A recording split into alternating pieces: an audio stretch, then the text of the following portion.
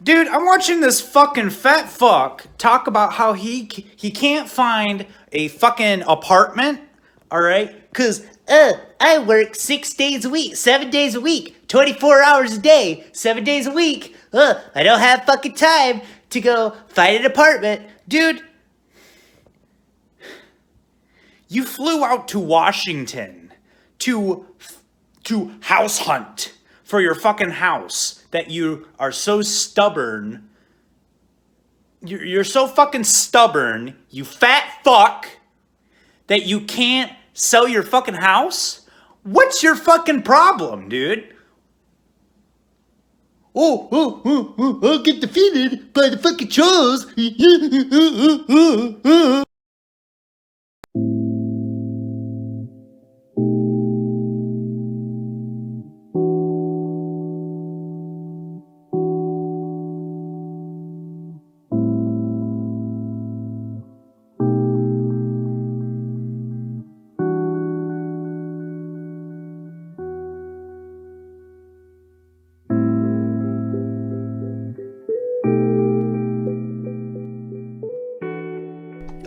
Good afternoon, good morning, good evening. This is DSP News, the unreliable ones. Ladies and gentlemen, welcome to the newsroom and welcome to the Galtopian News Network, your unreliable source for DSP News. And this is the Snort Report. Ladies and gentlemen, I have two videos brought to you by Burnell, one of our favorites.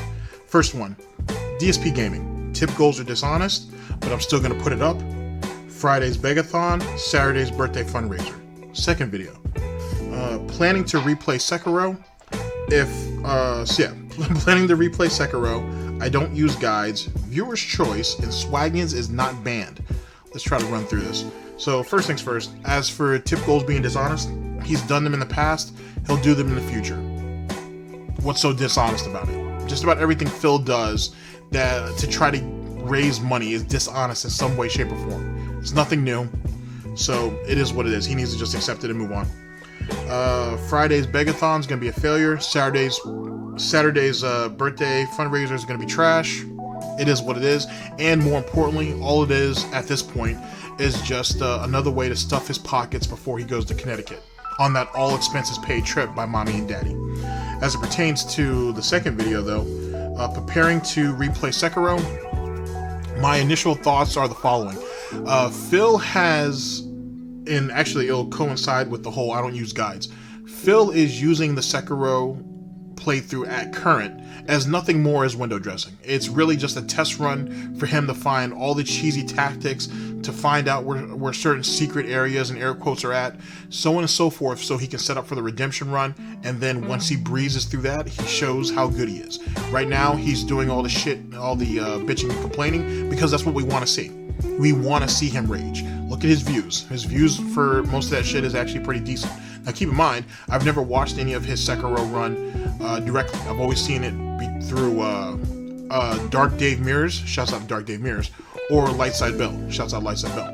And his views are actually pretty good for those, especially him ranting and raving. It's absolutely fucking hilarious. So, of course he was going to do a Sekiro run, or a redemption run, I should say. I think this is a Firm Software game, forgive me if I'm wrong, and it's what he does. He loves the Dark Souls games, he loves replaying them. Why wouldn't Sekiro be any different? And if most of you are like, well, GTG, how's he going to go about doing that? Well, because of the different attachments and stuff with the prosthetics, he can go through with different things. He can go with an all spear run, he can go with an all axe run, whatever the different ways he wants to go about it. You know, he'll watch some speed runners, he'll see what they're doing and go off that. He'll learn how to use the weapons better, a lot of the attachments better, and he'll go from there. This was probably all set up in the plans from the beginning, to be honest, so none of us should be really surprised by that. But that's just my initial thoughts. As for a guide, Phil's a cheater. Why wouldn't he? It is what it is. Phil cheats at everything he does, or he'll try to cheat. So just sit back and laugh at his failure. Viewer's choice. I had mentioned something similar to this in a video that hasn't come out yet, but it will, where I said he should use something similar. Well, he could use a concept close to this for the retrospective streams. I'll give you guys a small rundown of it because I have a video coming out and you can actually hear it in its entirety. Basically, create a sub goal, or a sub goal really, or a tip goal, whatever, to give people the right to vote on 5 videos, and then use Patreon. So then use Patreon to get people to donate so they can have the dominant, basically the overall majority when it comes to what 5 videos are played. And they can pick any 5 videos out of his retrospective stream. It doesn't matter whether Panda's in it, whether John or Howard, it doesn't matter. He has to watch those videos. And he has to watch those videos first. Not mixing it up, not doing this, that, and the third so he can get you guys distracted and the videos never get played and he walks away with your money. He has to watch those 5 videos first. Period. He has to. If Phil does that, he can make himself a boatload of money. He's going to embarrass himself, but he does it every day anyway. He begs for money online. What do you expect? So that's the way, that's what I feel about that. So we'll see what this viewer's choices thing is about. And Swagginz. Phil's a bitch, Swagginz is a bitch. Enough said. The only thing that I found recent that was interesting coming from any of Phil's mods is one of those guys is going to basic training. So shouts out to him for, going off and doing something with his life. As for Swagginz ain't going nowhere. He ain't spent too much money, he's invested too much time. He's not going nowhere. And he's okay with being Phil's whipping boy. So let him be it. Some people think, Swagginz is just in some deep cover troll. Maybe he is, maybe he ain't. But he ain't spent a whole lot of money that I can't, what I'm saying? Like, I don't think much of him either which way, to be honest. Not because he gave up a bunch of money to troll, it's just Swagginz always came across as just subservient and weak. No pun intended, what I'm saying? It is what it is. If he's going deep cover, then he's going real deep, but what's he getting out of it? Nothing. So I understand that some people want to champion Swagginz, saying that he's an undercover troll or detractor, and that's fine. But to be honest, Swagginz ain't going nowhere. It is what it is.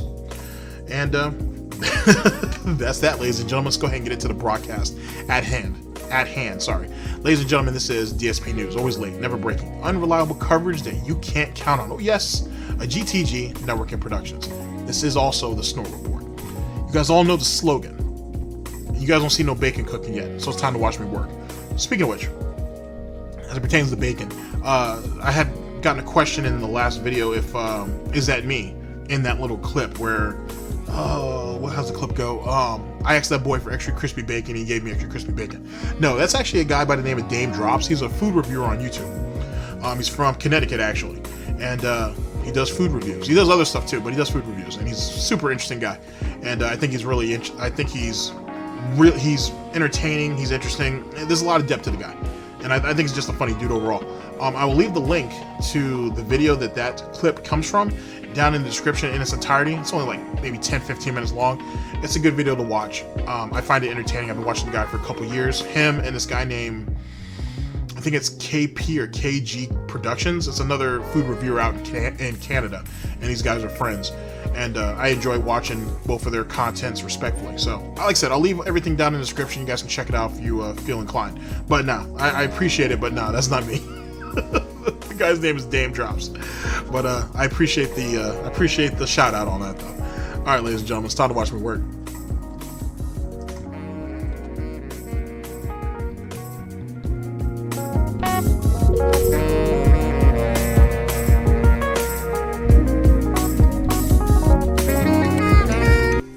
This is how I play the game.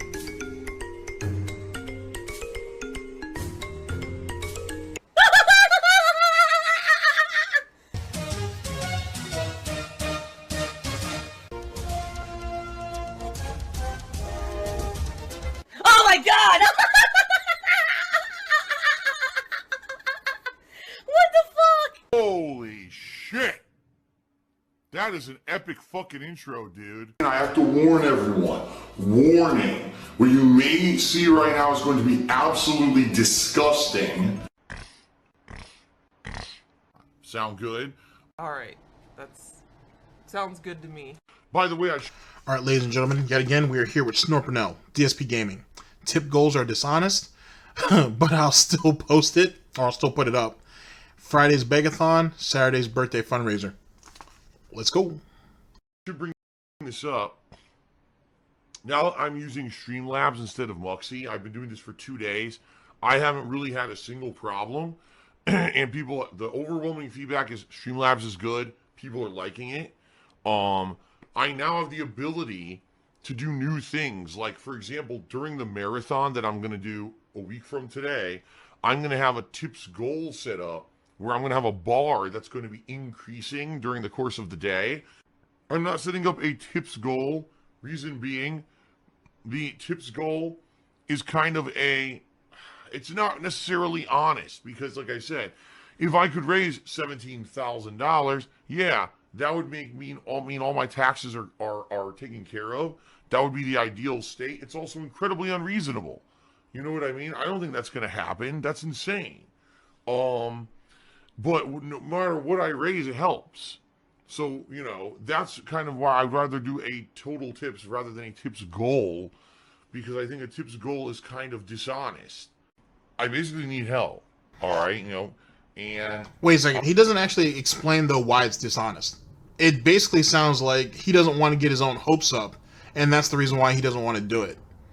He doesn't want to he doesn't want to put up a set amount and not reach it, because then he's going to look like a failure. So that's what it sounds like. That's what the whole dishonest thing sounds like to me. But, you know, whatever. What are you going to do? As it pertains to him liking Streamlabs, people have been telling him that forever, to go ahead and do Streamlabs. It's so much easier, and yeah, you're getting a positive response from it, because guess what? Every other streamer uses it too. There are very few streamers out there that uses Muggsy. And if you do, you use it for training wheels, and then eventually you graduate to something else. So yeah, Phil, I'm sure they're reacting to it positively, which i.e. really means that they're just they're reacting to it normally as they would with any other streamer. There you go. You've been behind the times. And you're not going to have any problems with it as long as you continue to update it when updates come out. If you're not going to update your laptop because you don't want your porn to accidentally get erased, then you're going to have problems. Just like what you did with Muggsy, in my personal opinion. I'm hoping that putting up a tips goal every day will motivate people to tip me. King of hypocrisy. Oh yeah, that's right. He did take my advice on that tips goal every day thing. So, there you go. Very, very hypocritical. So the closer we get to the goal, the bar will go up and up and up and fill up during the course of the day. So how cool is that? You know, that's the kind of stuff that with Muggsy didn't really work very well. And the funny thing is, I like how he thinks how that's so innovative and shit, and yet people have been using that forever. That's he's slowly but surely stepping out of the Stone Age. I tried it a few times and then I kind of gave up on it. But apparently Streamlabs has all these capabilities. And so I'm going to be doing that for that kind of stuff. Okay? Coming up. Friday is my big... Oh, one more thing. The whole total tips thing. I'm not sure if you guys have been keeping track of that, but if you guys see it on some of your streams, you know what I'm talking about. Where there's a thing in Streamlabs where you can actually see what your total tips are after the end of the day or your stream or whatever. And it's literally a couple button presses and Phil can have it up there, but Phil won't do it. He says he doesn't know how to do it or he doesn't understand it, but really he doesn't want to do it. And he's like, oh, but Muggsy would go ahead and have it in this, that, and a third. I think Phil's scared that it can be displayed. I don't necessarily know how that works because I don't use Streamlabs, but I do know that he is bullshitting about he can't have it up there. Because I think Tevin has said, praise be, that you can actually just move a couple of text files around and you can have all that displayed. And Phil just won't do it. So there you go on that. Eventually Phil will have to, because people will start to call him out on it. But yet again, it's one of these frivolous things that Phil does for no reason, and it doesn't benefit anybody, not even him. Birthday Bash Marathon, everybody. That's right. It's coming Friday, April 5th. The Big Birthday Bash Marathon. From 10 a.m. until 10 p.m. I will be live streaming a wide variety of games, including... Okay, ready? Including... Hold on. Well, I forgot I haven't had this thing.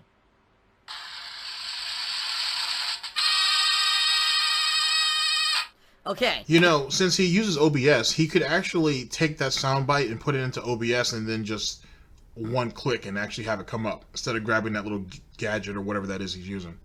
Jesus Christ, Phil, put your toys away. Including Call of Duty Black Ops 4 Blackout. That's my Battle Royale, okay, or Battle Royale, however you want to say it. Sekiro, okay. Probably going to squeeze in a little bit of Call of Duty Modern Warfare Remastered. And I'm thinking, for the chill segment of the stream, MLB 19. Now, allow me to explain, because this marathon's going to be a little different from the last one. The last marathon, I played 6 games. MLB is going to tank that marathon. It's going to tank it. It's too slow, and he's really bad at it. So I don't know. I personally wouldn't do that. If anything, cut out the MLB and just turn it into a talking segment or something. And each game I played for like 90 minutes to 2 hours. That was too much in my opinion. Like, I think like I crammed in too many games, and out of those games, there were several games that you guys didn't really care that much about, like Donkey Kong Country 2, Super Mario RPG. You know, when I played those games, it basically kind of killed the hype of the stream. Okay? And what I want to do this time around is only narrow it down to only, say, 4 games. However, what I want to do is make the games that are popular, or the games that did the best in the first marathon, as the main features of the stream. This kind of shit needs to come out. This kind of shit needs to be exposed for what it is. Alright, it's pure greed and theft. It's illegal. This guy is a thief. And then, of course, 1,000 troll responses of negativity. He's greed, and oh, it's Phil's greed. Oh, it's greed. Phil wants more. He always wants more. It's greed. It's greed. Greed is massively strong. I have no fucking self-control. So, for example, Sekiro, this early on, this is not fun. This isn't fun. It's work. That's what they made it. The game is work. It's not fun. It's work. Oh, yeah. I'll never get a job or pay taxes. And Blackout will end up being the longer segments of this marathon, okay? Probably 3 or more hours of each of those games. The other 2 games will be considered the cooldown games. And what I mean by that Now, wait a second. Isn't this the same guy who told us only a couple days ago that, oh, I don't want to play Sekiro for more than like 2 hours because it's going to make me super frustrated, and then it's just going to ruin the rest of his day? You know what I'm saying? He doesn't want to go through the mental gymnastics of it, and it's not fun, and it feels like work, and this, that, and the third. So he told us that he didn't want to play it for long periods of time. Hence the reason why we didn't get an actual, we're not getting a Sekiro marathon. But now he's willing to play it for 3 or more hours in this marathon. Shit. Basically, those will be the games to break up stuff. So if I play 3 to 3.5 hours of Sekiro, alright, and I'm all amped up and everything from playing it, and I'll rage, then do maybe an hour and a half of MLB to calm me down. See what I mean? We can just relax, we can have some interactivity while I just play a little bit of MLB and wail on some baseballs and kind of relax. Then we go back to more, you know, more interesting stuff. You see what I mean? I think that's a better way. You're going to kill the stream like that. You're going to kill the stream like that. That's the dumbest thing ever. If that's the case, then just play Blackout next. Because, trust me, there's a whole lot of dead air hiding in bathrooms. You're going to completely kill the vibe of the stream doing it like that. Which is what Phil does anyway. Phil will have, on a good day, on a great day, honestly, he'll get like 900 people, let's say, and I'm giving him way too much credit at this point. So let's say 700. He'll get 700 people to come out to a stream and whatnot, and he'll hold it until he switches games. And then all of a sudden it drops down to 300 and no one ever comes back. And if it does go back up, it only goes back up to 455. You're literally killing off your audience retention like that. You still ain't figured that out yet? And that's why letting Phil pick the games for his marathon is stupid. Because he obviously doesn't know what people want. Because if he did, he'd be able to have more than 300 or 400 people at night. He always does everything that's convenient and comfortable for himself. And by proxy, he thinks that, oh, well, as long as I'm great, you guys will just deal with it. Or that's what you guys want from me. And that's not what this is. They're there to be entertained, not to see you comfortable. DSP News. Do it. So, we'll see.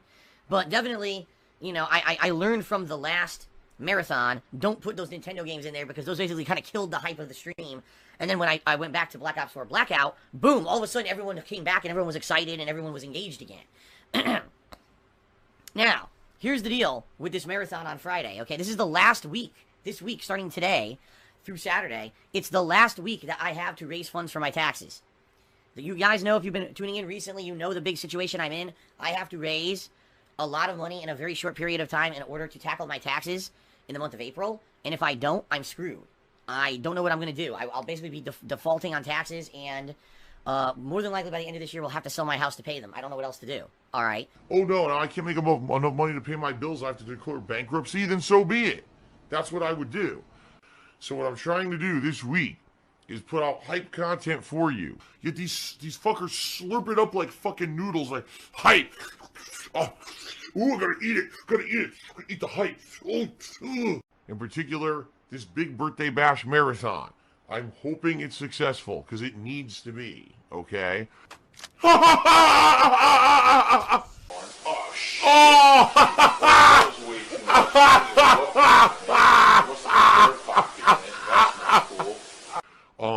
The whole point is to raise tips for my taxes. Tips, you know, I get right away, and I'm able to put them towards things like my taxes. Okay. What I'm going to be doing during this marathon on Friday is I'm going to have some Streamlabs things implemented. For example, I'm going to have a tips bar that's going to be filling up over the course of the day, depending on the amount of tip contributions that I get. I'm not setting up a tips goal. Reason being, the tips goal is kind of it's not necessarily honest, but no matter what I raise, it helps. So, you know, that's kind of why I'd rather do a total tips rather than a tips goal, because I think a tips goal is kind of dishonest. That's insanely dishonest. Dishonesty for me is a big thing. It's like the ultimate betrayal. You know what I mean? That guy is such a two-faced fat piece of shit. He pisses me off. Like, I seriously hate people like that are so fucking dishonest and two-faced and will do anything to make a fucking nickel. He's disgusting. So I'm going to have a tips goal that I'm reaching for that day, and it's going to, you know, basically reach for it, and hopefully this will motivate people to contribute, because those kind of tools. Like I said, ladies and gentlemen, yet again, and like I said, I know I sound like a broken record, so it is what it is. But does he really sound like someone who's desperate to get money to save his house? Well, raise money to pay his back taxes that he didn't pay at all last year, despite the fact that he was raising money for his taxes all year, whatever. Does he really sound like an individual who's trying desperately to get money for his taxes, or does he sound like someone who's trying to just kind of scrounge together as much money as possible before this trip? He's going to be gone for 5 whole days, and if you know Phil likes to eat out the whole time he's on vacation. So outside of maybe 1 or 2 home-cooked meals from mom, outside of that, he's going to be eating out, and he's going to want to take her to all of his old haunts, and he's going to need money for that because he's going to want to eat good, which is the reason why Phil was chunky back then and why he has gout. So that's really what this comes across as. It really does. It sounds like that's what he's trying to do. He's trying to get this extra money together to go to Connecticut. But I still hold on to my initial theory, whereas they're still going to take a detour to California first, because Phil really wants to go, and this is one of his best opportunities to go. It's one of his best opportunities to go. Not his last opportunity, but certainly one of his best. He's gone for 5 whole days. He can generally dictate what information is put out about himself.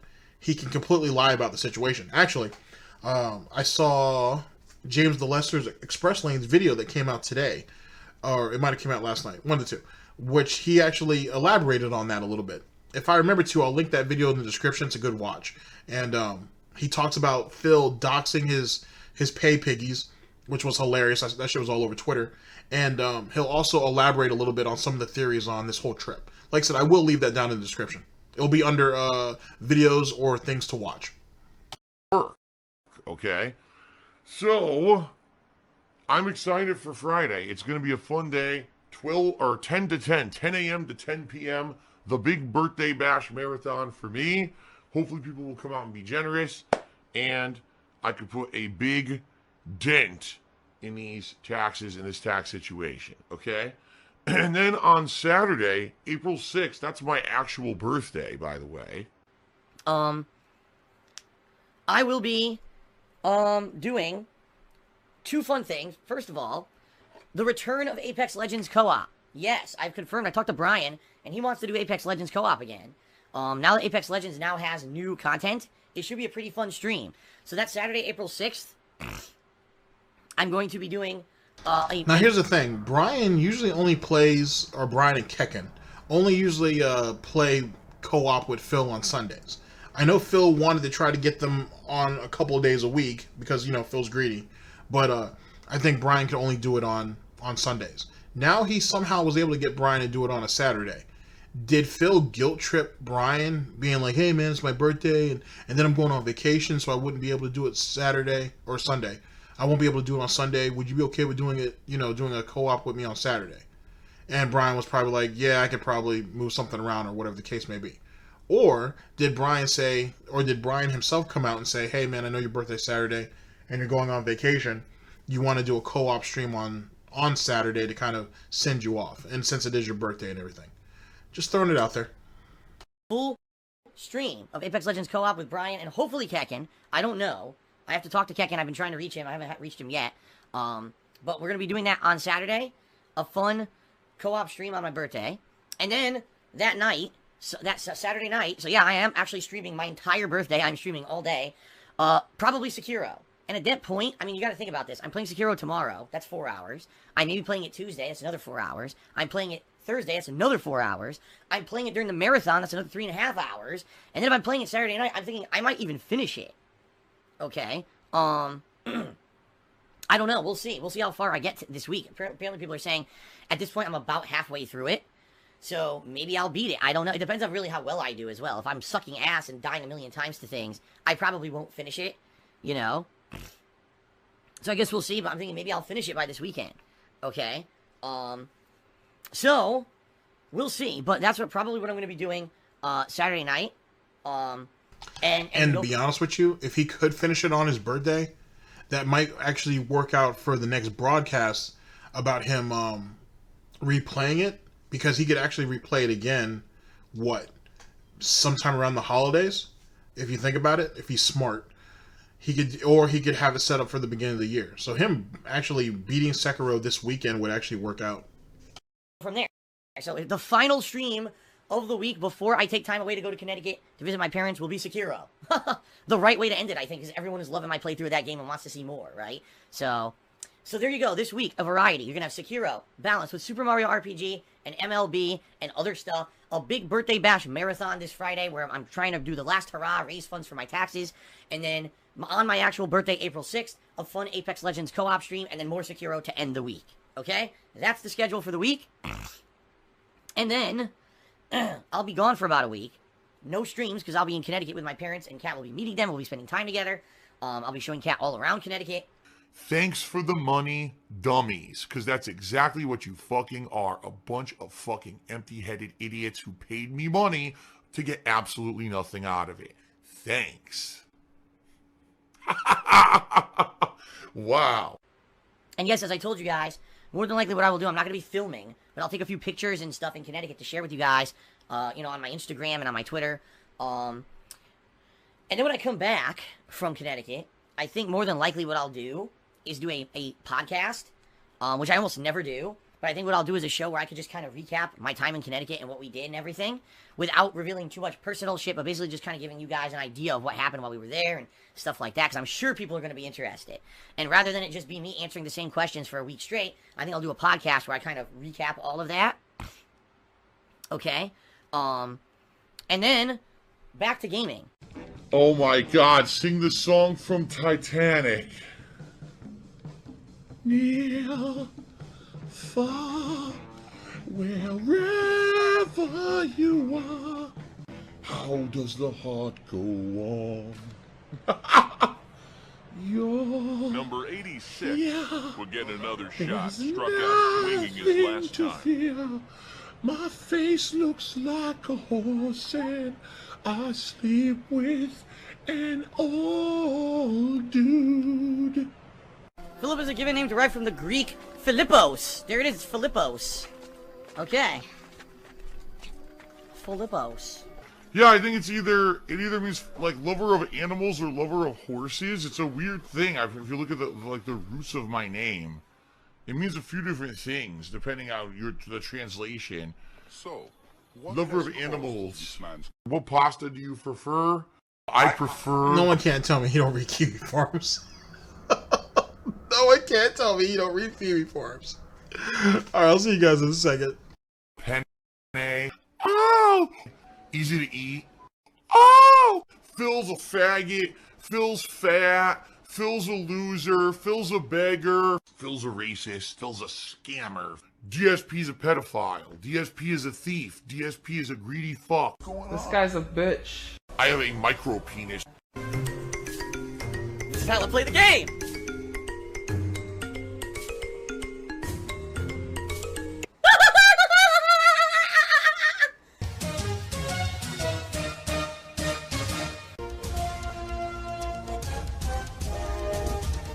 Oh my god!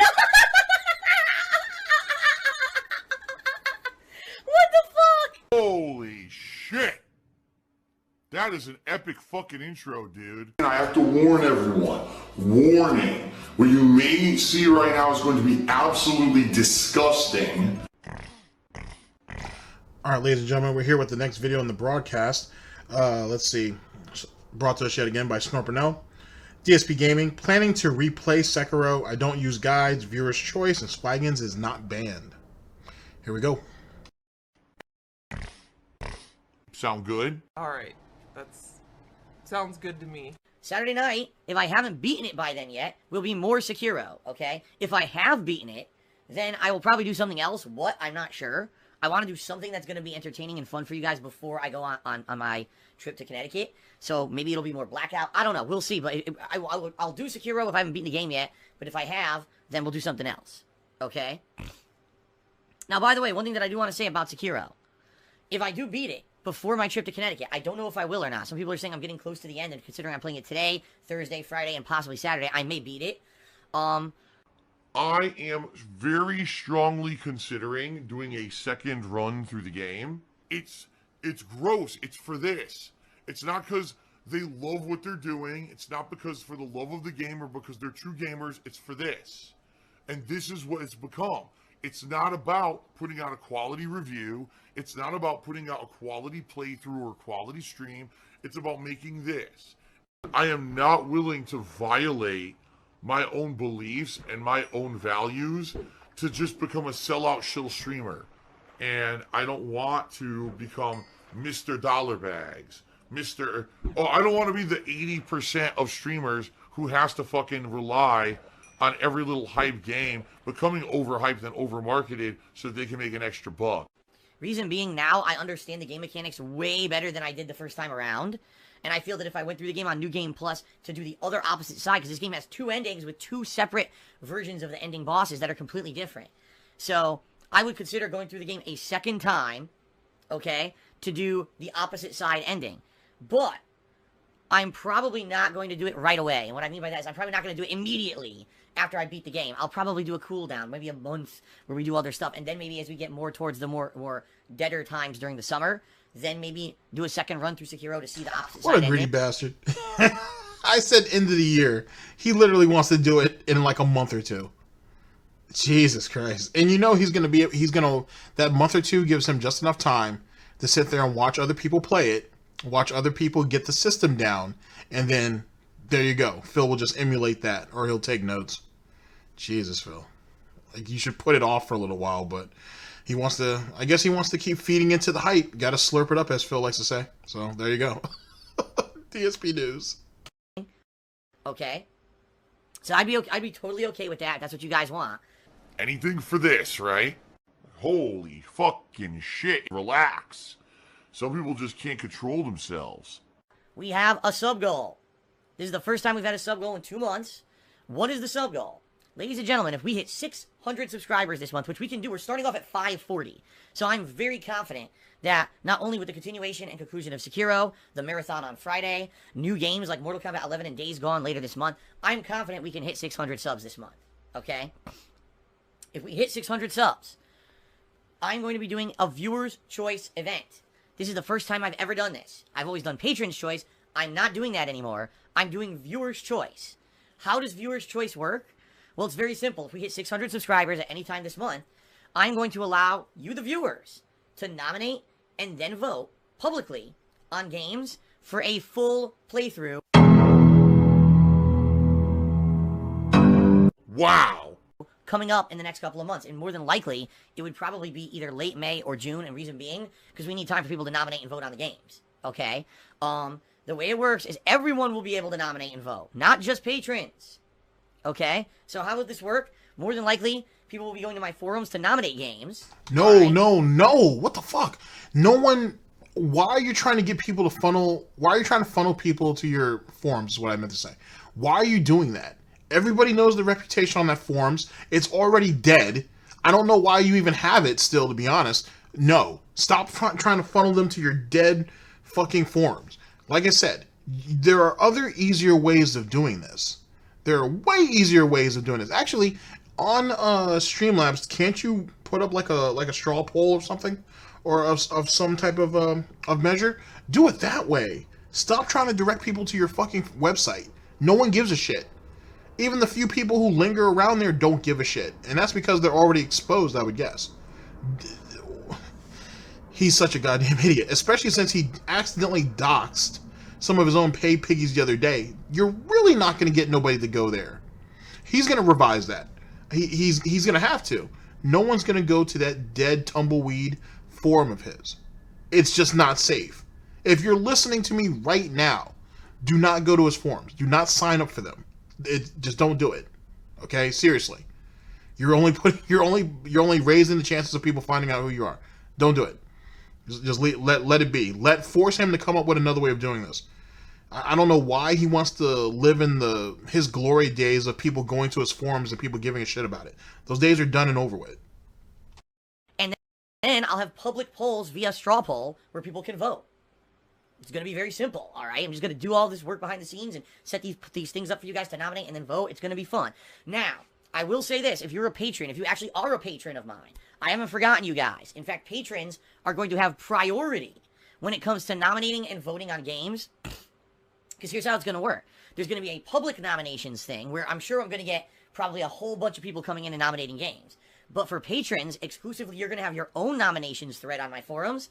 And those games that are nominated and ends up being, say, like the top 1-2 games nominated by patrons will automatically get into the final poll. So you may have at one side the public viewers who are This shit isn't going to do well. Because he's trying to run everything through his forum. This shit ain't going to do well. You're already fucking up. Initially, I was being like, when he said Patreon, I was going to be like, oh, okay. He's just going to force people to not go... for those who do want to actually vote, but don't want to have to worry about getting exposed from his forums, will just go through Patreon, and then they can just get a link to the straw poll or whatever the case may be. Or he'll make just another one for them. No, he still wants them to go through the forums. It's just going to fail. God damn it, Phil. Like, you still ain't learned? And there's like, tons of nominations, and finally they narrow it down to like 1 or 2 to hit the final poll. Patrons, typically, whenever I do a patrons event, there's like maybe 15, 20 people who nominate anything.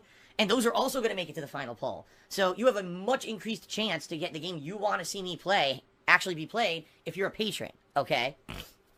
So there is some incentive to become a patron. And still a benefit to being a patron, okay? That's right, it's kind of like a nomination privilege where the patrons get priority nomination ability, alright? So, this should be good. So, what we need to do, we need to hit 600 subs this month. If we do, this event will happen, I'll set it up, and as early as late April, because if let's say we hit it by the 3rd week of April, then I'll set all the stuff up to do. We need to hit 600 subs at any point during the month. If we hit it, boom, I'll set it up immediately and we can start going on this, okay? So, it's going to be great. I mean, and it could be any kind of game. Think of all the games that people have nominated over the years. There's been action games, platformers, RPGs. First things first. for the 3rd time. He cannot run this through his forums. He cannot do that. He shouldn't do it anyway. You just shouldn't. Like, I understand, Phil, that you don't give a fuck about your your little clientele over there. Hence the reason why you doxed them all on Twitter, and then left it up for, I don't know if it's still even up on his Twitter, but it don't matter because all the detractors have it retweeted, so it doesn't really matter. So some of them dudes already got exposed. Running it through your forums is a bad idea. You should know this by now. You should know. When Brightside Vikings decided to go to war with Kiwi Farms, and all that shit came out, and a couple of your pigs had to be led to the slaughter, that should have been enough to tell you. And that doesn't even talk about all the behind the scenes shit that I haven't looked into. So leave that be, first off and foremost. Secondly, if I had to guess, because this is the type of piece of shit Phil is, he's still gonna have the probably final say so on some of these games. I know it's supposedly viewer's choice, but Phil's still gonna be able to choose what he wants to play and what he don't. Think if you guys don't believe me, go back to the whole Mario Sunshine debacle. You guys remember how that was played out, right? And his whole situation was, oh well, I don't make any money off of that because it's Nintendo, despite the fact that he was paid $1,250 to play the game either which way. Then he started crying and complaining about the peripherals he was going to need to play the game, which only cost him, I think at the end of the day, he paid like $130, $160 for all of that, and he still bitched and complained about it. And he was still getting donations on stream. But because he wasn't catching that YouTube money, and because of the fact that he actually had to pay to get the games and all this stuff on his own through Amazon, as well as cables and this, that, and the third, he basically bitched about it. I don't know. The whole thing just sounds like a fucking mistake. It sounds like a complete and total mistake. It's gonna fail, I think. Or it's definitely not gonna go well. Visual novels. I mean, so much shit. I mean, people have been asking me to play games like Danganronpa 3 for the longest time, right? This is the opportunity for people to get those games into a poll and have a public vote on it and see what ends up winning, okay? I'm just trying to think. Knights of the Old Republic. That's a game people have asked for forever, right? You know, and here's another thing. He's already doing it wrong. Yet again, he's already trying to suggest games that people should pick. Because, oh, people asked me that for years and now I got a chance to play it. Then why didn't you just play it years ago? Some of those people aren't even around anymore. So you're picking up all these games that most people don't even care about. They're going to ask you to play newer games or games on PC. You already know this.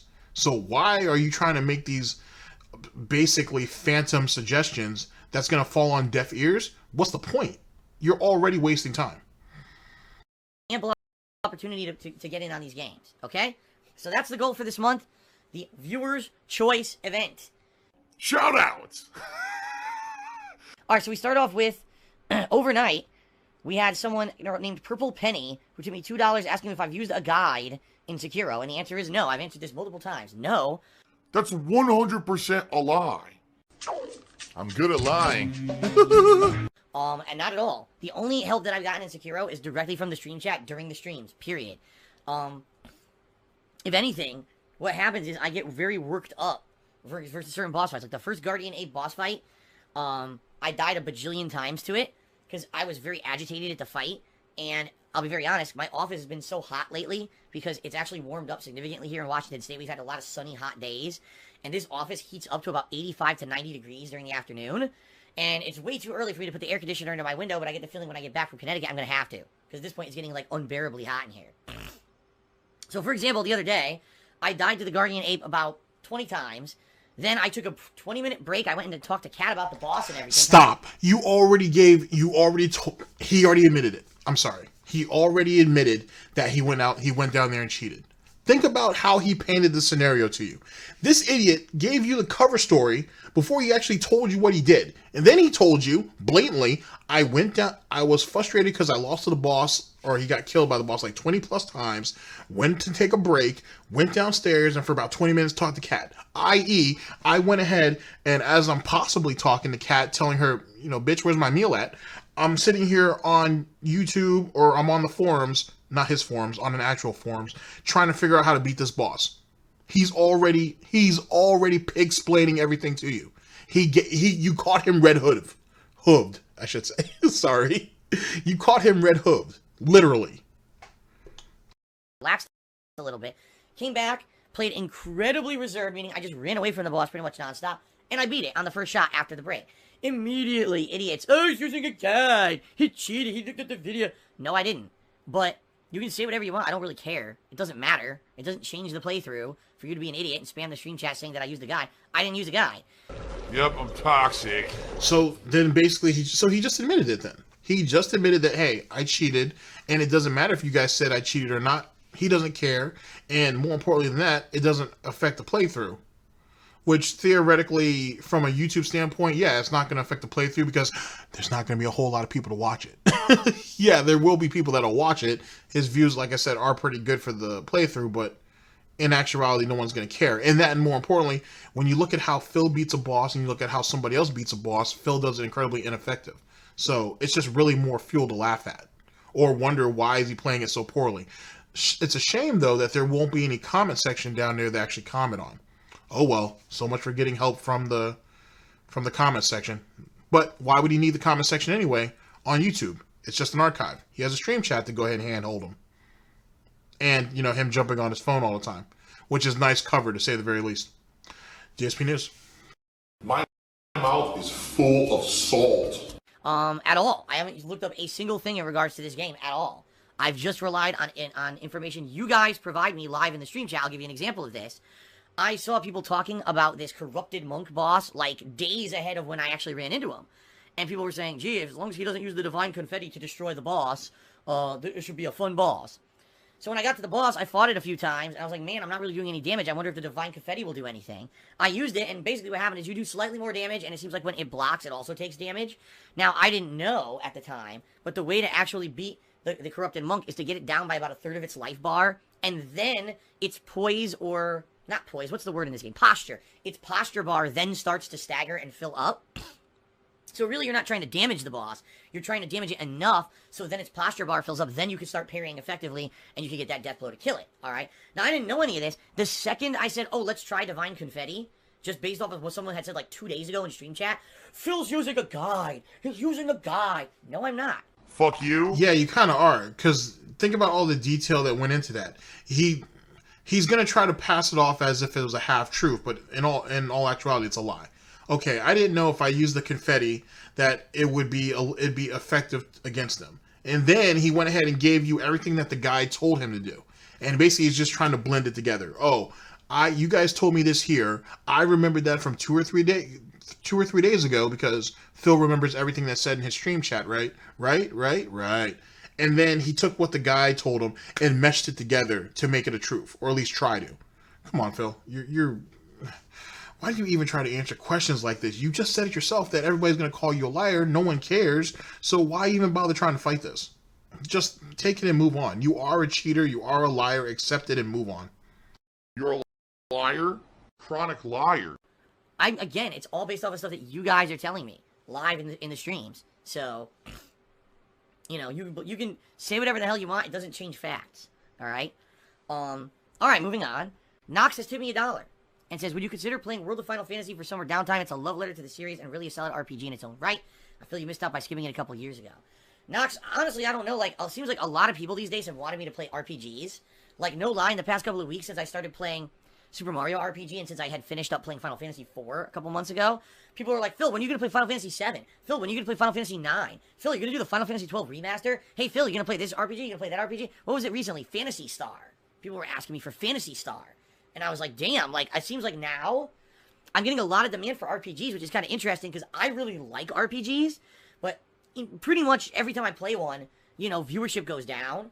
It ends up being a more, like, laid-back, very, you know, like, half my normal audience shows up. But that's okay as long as people are still supportive during those streams. Perfect example here, Dragon Quest XI.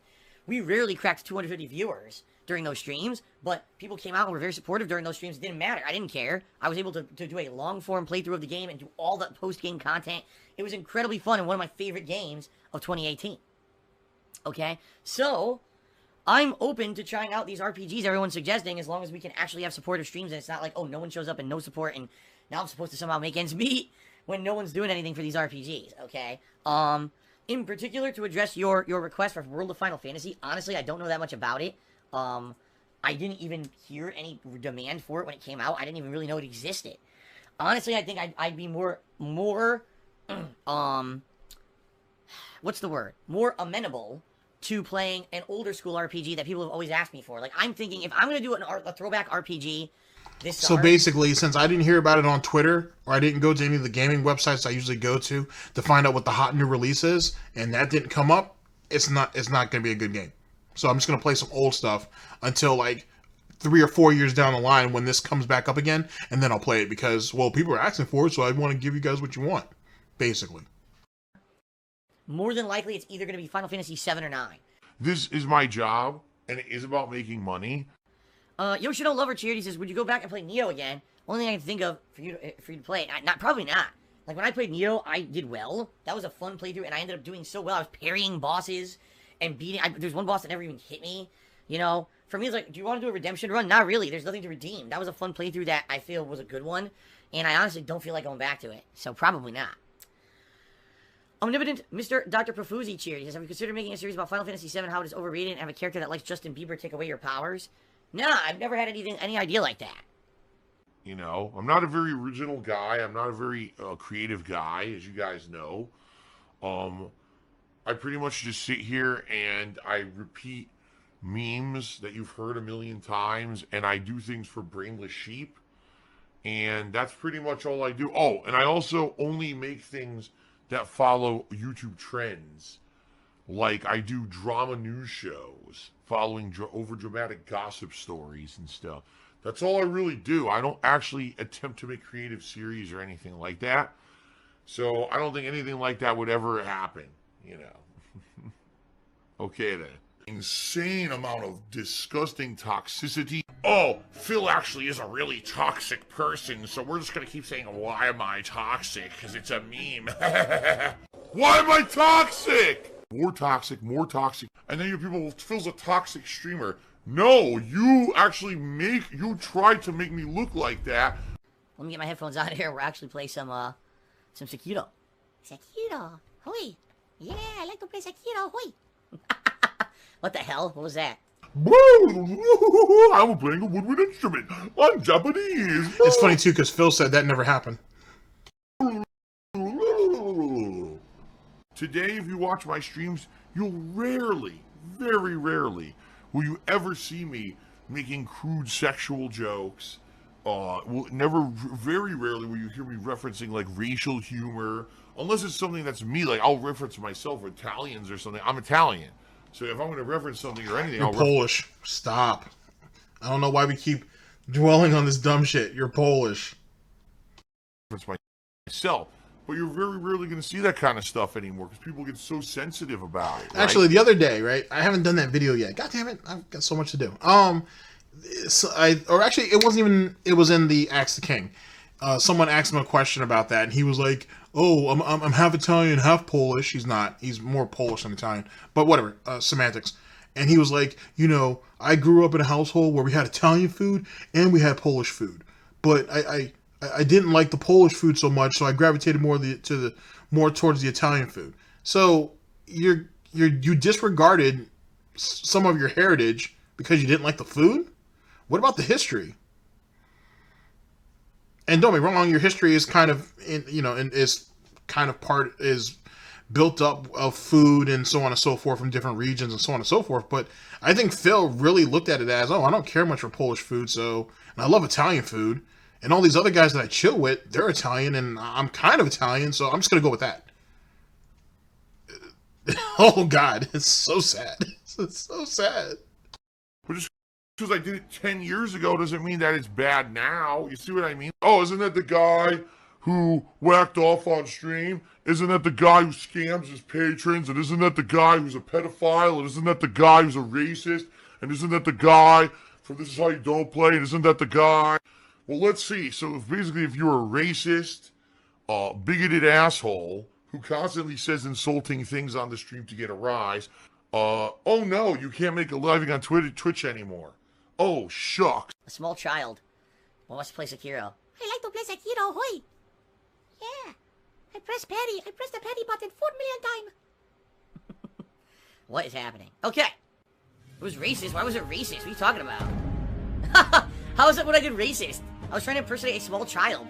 That's racist. Because children are apparently a race, ladies and gentlemen. Okay. Can I please tell the chat Swagginz isn't banned? Swagginz is not banned.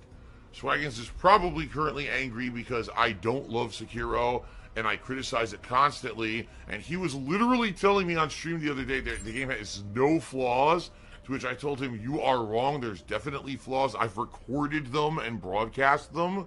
And he got really angry about that because he's such a fan of the games and fan of From Software stuff. And I think that he's purposely staying away, at least from the Sekiro streams, temporarily, because he's so angry that I would call him out on a stream like that, even though it was just being honest. Oh well. So that is it. Thank you guys. You know, a few other people cheered. One of them was a troll. And I don't know if he got banned or not, because he insulted me twice. So hopefully he did get banned. No, he didn't. Are you kidding me? Swagginz, you're in the chat, and you didn't see the person who insulted my girlfriend, and then it's twice? Give me a headache, man. Oh my god. You have now, Swagginz. Phil, if you saw the guy insult your girlfriend twice, why didn't you ban him the first time? Why did you sit there and let it happen a second time and then get mad at Swagginz? Just saying. Basically become me. It's Tevin's fault. Tevin has view bots. Tevin has always had view bots. Tevin will always use view bots. He has artificial views on YouTube. He has artificial views on his streams. He always has had view bots ever since he started. In fact, it was funny because it was like 2 years ago I said that, and then someone went and said, yeah, you know, he actually used to like be involved with some kind of a business where he would charge for views and shit. He's always had that because idiots are coming in here. How is it that you had this much time to follow up on something that was randomly said to you in chat? And you held on to it for 2 fucking years. Holy shit. Holy shit. And he calls people over here stalkers. God damn, dog. You know, Tevin has 3,000 viewers? Dude, he's restreaming me playing fucking Dragon Quest. He's not gonna get 3,000 legit viewers. It's view bots and people are fucking idiots to believe that shit. You mean the same idiots that you're trying to pander to right now to side with you? But they're idiots, though. Why would you want idiots on your side? I'm just wondering. Fucking dumb and gullible, I swear to God. People are so dumb. What pasta do you prefer? I prefer a penne. Oh! Easy to eat. Oh! Phil's a faggot. Phil's fat. Phil's a loser. Phil's a beggar. Phil's a racist. Phil's a scammer. DSP's a pedophile. DSP is a thief. DSP is a greedy fuck. This guy's a bitch. I have a micro penis. Alright, ladies and gentlemen. So that's the end of that. Some interesting revelations. Nothing too serious. I initially said that there was probably going to be... that there was only going to be 2 videos. But I'm actually going to give you 3. We're going to give you 1 more. This was brought to us by Mr. Huffstuffs. A very, very good video. It's called Dark Side Phil. Dark Side Phil. Oh my god. Minecraft, finances, and health. I was going to make this a standalone video and whatnot, and I'm just going to watch it now. Because I actually have not seen it yet. I think Agent GTG and Kevin saw it, and they said it was very good. I was going to sit there and watch it, but I was like, I would rather just react to it right away. So yeah, I think I'll view it now, and then if I come back on and do it later, we will. But that's what the plan is right now. We're going to go ahead and go into this. I think it's about 20 minutes, maybe a little more, maybe a little less. Should be good, though. And we'll see if there's any gems in here. I'm told that there are. So here we go. Chaos Realm Tuesday. I recently paid off all my credit card debt. I am paying minimum payments on it. My tax return is saving money. I was able to pay off everything. Is it hard for you to make? Oh boy, we got buggy mechanics. Let's go about this another way. Just a second.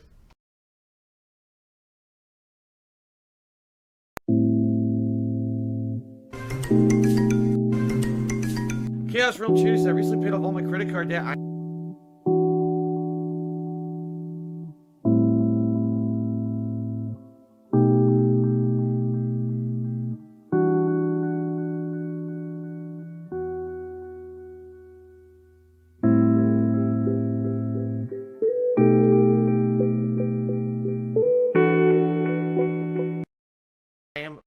Paying minimum payments on it. My tax return is saving money. I was able to pay off everything. Is it hard for you to make more than a minimum payment? Do you have plans in the future to ensure you don't run into tax problems again?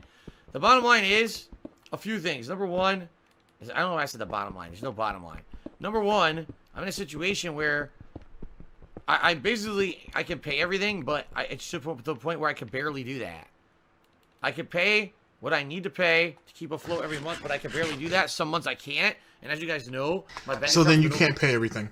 There is no, I can pay everything, but I can barely pay anything. This kind of goes back to that whole halfway crook thing. It's either one or the other. Either you can cover all of your bills each month, or you can't. Period. Drawn a few times. And the reason And it's been more than a few times there, Pumpkin. You've overdrawn quite a few times.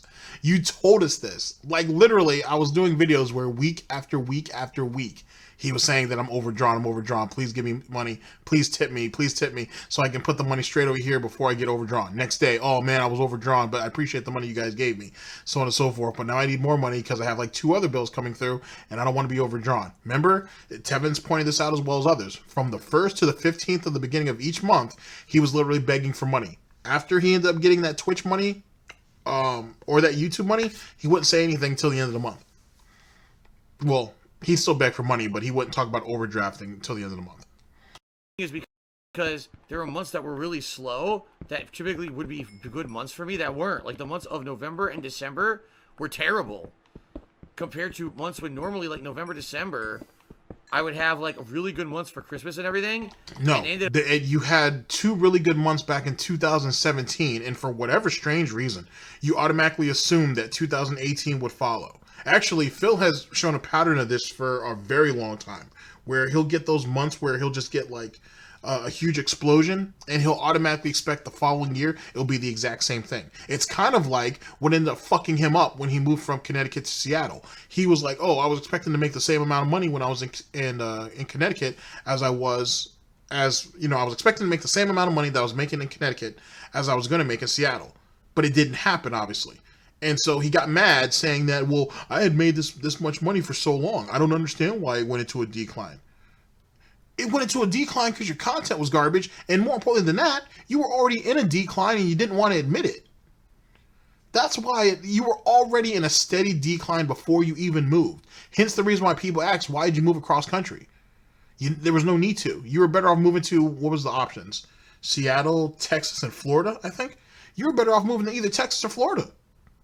You moving out there to Seattle didn't help you, especially with a dwindling income, and you were the only person working at that time. Anyway. Being bad, which makes no sense. Like October, November, and December are usually the months with the most games, and actually were some of the worst months of last year for me when it came to streaming and YouTube. So that sucks, and I rely on that increase of income at the end of every year to kind of juggle things for the early months. That didn't happen. So right now, like, normally, you weren't doing anything for YouTube really anyway, because you yourself said you were making the transition to being a streamer, an interactive streamer. So you had abandoned most of the stuff around that time anyway. Actually, when did Phil give up on the weekend preview? He did that in what? Early 2018, or was that late 2017? I think it was 2018. I think it was after he paid the back taxes. Eventually, he ended up giving that up. So let's say beginning or middle of 2018. Like, he was slowly but surely cutting off the avenues for things. Let me give you an example. Holy shit, I'm gonna have to actually do this video again. He ended up giving up the game reviews, right? He gave that up. He definitely gave up on edited content. Weekend preview ended up getting bumped off. What else did he drop? He still has Axe the King. Hate Live doesn't no longer exist. What, like you know what I'm saying? The Christmas specials and everything don't exist anymore, or holiday specials or whatever. He slowly but surely cut off the very things that would bring people to YouTube. It is what it is. And he wasn't promoting while he was on YouTube making his begging videos and whatnot. He wasn't pushing Patreon hard enough. So this idiot right here, it's almost like when he started getting that massive growth on Twitch, he started to look at Twitch as, oh, you guys are extra money because YouTube's still supposed to be my main source of income. It's this crazy kind of shifting of the finances in his head that makes no sense. Let me give you another example. The other day, he got like $600, yeah? He got $600 from one donor. The next day, he's like, someone asked him, like, hey, Phil, how you doing tonight? This, that, and the third. He's like, oh, I'm doing all right. And like, hey, he's like, the other night or yesterday or last night or whatever, however he worded it, I got got a couple $100. Wouldn't even tell him, honestly, it was $600. Got a couple $100, but tonight's really slow though, man. You know, I really need people to contribute and I need people to really step up. You just got $600 last night, which would cover 3 or 4 days given how Phil is in this stagger.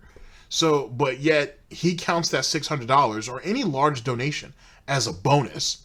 So it doesn't count as the regular income. You know what I'm saying? That's not regular begging money. That's special begging money. That's stuff that I get to take right away. So you guys can't count that And you guys can't count on that. So continue to give me money. That's exactly why this idiot's all fucked up now. Allegedly. I'd be like, oh yeah, I could pay ahead on credit cards. I can't do anything. I'm barely making any payments on anything. I'm just barely staying afloat.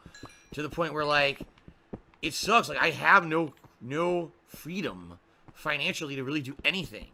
I would never have the ability to go visit my parents if they weren't paying for the trip. My hope is a few things. Number one, within 2 years, I have 2 loans that will... Ladies and gentlemen, I want you to listen to the stupidity that's about to come up next because it's important.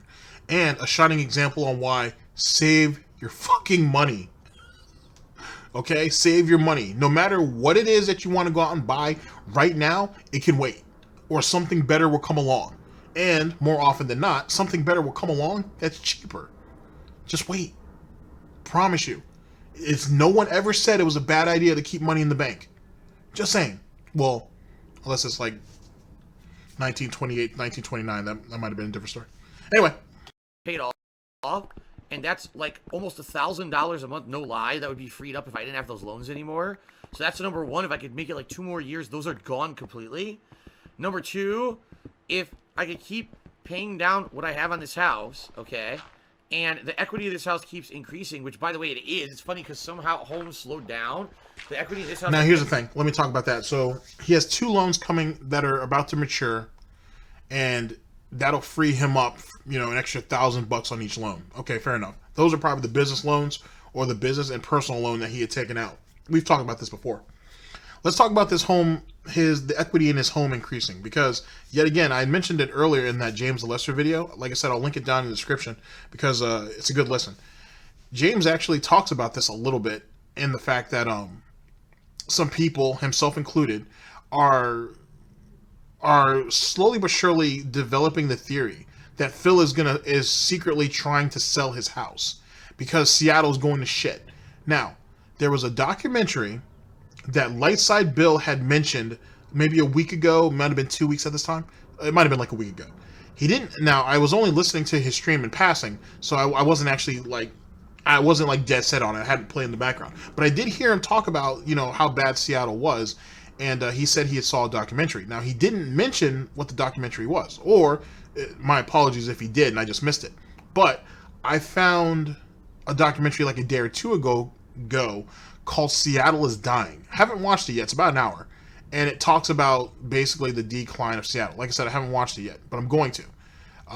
If I find anything remotely interesting, then I will actually play it.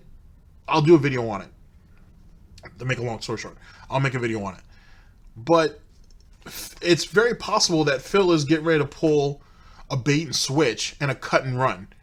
And actually he's going to sell his house because he knows, because if what people are saying is true, which I would believe it is, some of the houses are actually dropping. Not necessarily in Renton where he's from, or where he's at, I should say. He's not from there, but where he lives. But in some of the surrounding areas, some of them. There's been a slight decline, I should say, in house value. Nothing crazy. But I will say that it's never good if your house goes up in value, then shoots down a couple of months later, and then trickles back up. It's not necessarily a good thing, not in the span of a couple months. So there's an active theory that he might actually be trying to sell his house. James had proposed that it's possible he might actually be trying to buy a house back in Connecticut. And that's the reason why they're going out there for a week, which kind of makes sense, being that Phil and Panda flew out from Connecticut and where's she from? Pennsylvania, respectfully, to go house hunting out there for a week. And then, if you guys saw my video yesterday with Jackie Chen talking about basically going over how you flew you and your girlfriend out to go house hunting for a week, it's a pattern that Phil shows. And this is one of the things that I've always tried to instill in the people who listen to my videos, is Phil is a creature of habit. And he will follow those trends. I promise you. Like I said, on the channel I'm working on, I'm going back into old videos. I guarantee you, once I get into there, well, once I start trickling out, you'll see what I'm talking about. He hasn't changed much in like 5 years. He probably, once I get there, hasn't changed much in the last 9 years. He is a creature of habit. The lies might shift a little bit, but the origin of the lie hasn't. I promise you. Let's continue. Going up. So as long as the equity keeps going up, what I'm hoping is within a couple of years, maybe it's this year, maybe it's next year, I can refinance this house and put all my credit card debt into the mortgage. If that's the case, I'm good. Because then my credit score will go up. Those minimum payments are going to be gone. Because when you put them into a mortgage instead of a credit card, those minimum payments go way down. But the problem is I just have too much debt in mine, and I need to... But the problem is, are you going to actually stop using your credit cards? No. You live off your credit cards. So who's to say that you won't just reacquire the same debt over and over again? Hence the reason why I said if he refinances his home, he's going to lose that house eventually. I'm dead set on it. Debt to go down somehow, and right now, considering I can only make like minimum payments on shit, debt's not going down. It's just kind of staying stagnant where it is. So, you know, in essence, I need to find a way to hold out a couple of years, and then naturally, like for example, naturally, I'm going to pay down. Now, I want you to listen to this failed business plan, because that's what and obviously poor life choices. He wants to try to hold out for 2 years in the hopes that he can have enough money saved up into his house to go ahead and refinance, or enough equity saved up in his house so he can refinance so he can pay all of his bills off. But that's 2 whole years of him acquiring more debt. I want you to think about that. In those 2 years, he's going to acquire more debt. He's going to consistently still have a decline in his business. It's just the nature of what he does. He's going to have a decline in the business. So he's not going to be able to pay more than the minimum down, which isn't going to be shit because it's never going to touch the principal. You know what I'm saying? He's just going to be paying interest for the next 2 years. He may have more debt or have equally as much debt as they're willing to give him in the refinance. He's going to walk away with literally nothing. So now he's going to have a payment. Now he's gotten all these smaller payments out the way, but now he has this big payment that he's still going to have to make each month. With a declining or with a declining or a sloping income, and he still has a habit of living off his credit cards. He's not going to stop. And I don't know what Kat makes, but I doubt it's enough to where she can handle anything outside of a couple of utilities around the house. You see where he's putting himself in a really bad spot, unless he's lying about the whole tax situation and money straight. Now, this is definitely a reason why I need to do this again. Matter of fact, I might need to talk to James Lester to see if he wants to do a stream with me on this, because he follows this stuff a lot closer. When it comes to Kiwi Farms, someone put out the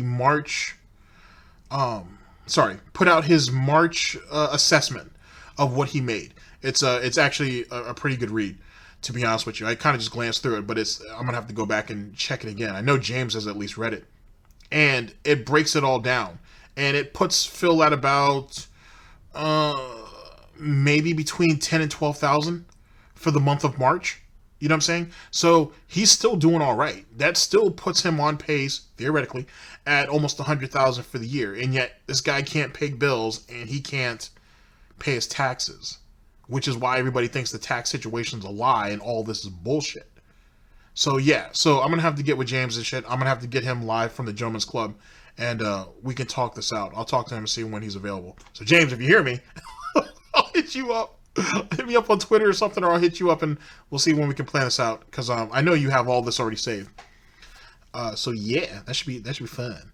But you see you see how the nonsense is? Just off what little I told you, which isn't much, by the way. It sounds like bullshit. It sounds like absolute bullshit. Greatest con job ever, maybe. Well, I don't know. He's not Madoff, but he's he's certainly leaving his hoof prints in the sand, is he not? Naturally, I'm going to pay down the mortgage on the stupid house I'm stuck with in Connecticut. That's going to go away eventually. Just the question is when. It could be 5 or 10 more years. It could be less than that. I don't know. Eventually, you know, I'm going to be able to refinance this house, but when? It could be 1 or 2 years. It could be longer. Like I said, those loans, once they're paid off, that'll help me tremendously. That's like a lot of extra money every month. There's just a lot of factors involved and nothing's definite. That's the problem, you know? Nothing's definite. I wish I could say, oh, if I stay the course and I keep doing this, I'll be fine in a year or 2 years. And I can't say that. That's why it's funny. But Phil, once you get this year's tax year's problem, what about next year? I don't fucking know. You're asking the wrong person. I have no idea. Like, you know what I mean? Like, I have absolutely no idea what's going to happen in the next year. Things could go well, things could go poorly. I have no clue. My streaming is actually doing better than it ever had. I'm being honest, it had. But YouTube's way down. That's the problem. Like, streaming picked up, and then YouTube plummeted. So it didn't even matter that my streaming got better. Seriously, it didn't matter that my views are up, that I'm making more money on Twitch. Bam. That right there proves what I just said a few minutes ago about how everything he makes off streaming was supposed to be a bonus, and YouTube was supposed to be looked at as the main source of income. Despite the fact this idiot keeps calling YouTube a archive, it's nothing more than just an archive site. It's just an archive channel, DSP Gaming, I should say. And he's been hinting at wanting to go back to shorter videos again. He doesn't want to do 2 or 3 hour videos anymore. He wants to go back to the 10, 20 minute, maybe even 30 minute format. At least 10 to 20. You know what I mean? So yet again, he's already proving my point about what his situation is. On top of the fact that he had, and this is the main takeaway, he doesn't have a plan. We're talking about a year from now. Hey, what are you going to do? I have no clue. I don't know what I'm going to do from a year from now. Anything happen in a year? Yeah, anything could. But do you have a plan? Do you have an idea, at least an outline of what you're thinking about your situation? He has nothing at all. But yet this man right here has the same nerve to call other people out daily and talk about how they're idiots, how they're stupid, how they're doing things wrong. And he can't even get his life together. And your finances are part of your fucking life. What? Because my YouTube revenue that I used to make is gone now. So it's like, it sucked. It was like, oh, you increase here, you decrease there, and now you didn't help anything. Which is fucking bullshit. Well, but if you were never streaming, you would be already out on the street, would you not? So you can't sit there and say that, oh, what I make on Twitch doesn't even matter because YouTube fell apart. All you're doing is telling the people on Twitch, oh, all that money you guys gave me, don't mean shit. Because YouTube still isn't doing well. Or YouTube isn't doing well. So all the money you guys gave, fuck off. That don't mean shit now. That's literally what he's saying. He's literally sitting there at the dead cow, which is YouTube, trying to suckle at its tape, without doing anything different, without doing anything new, without moving over to the next cow over there. He wants to keep suckling at this because he's been doing it for so goddamn long. But yet he shits on YouTube every chance he gets on Twitch. And he talks about how Twitch is so good to him, but right now he's saying it doesn't mean anything that he's doing well on Twitch because YouTube's fucking up. Imagine that. DSP News. Look, I didn't change anything on YouTube. Anything on YouTube I changed for the better. I'm making longer videos now. I'm getting more subs. You should think that YouTube's doing better, but it's not. It's actually doing fucking worse. Alright, so we got a few trolls who are doing troll tips. I'm not going to read them. Sorry, I'm just not going to, and I'm not going to give credit for them because you're basically doing insulting things. I'm not going to read them, so, oh well.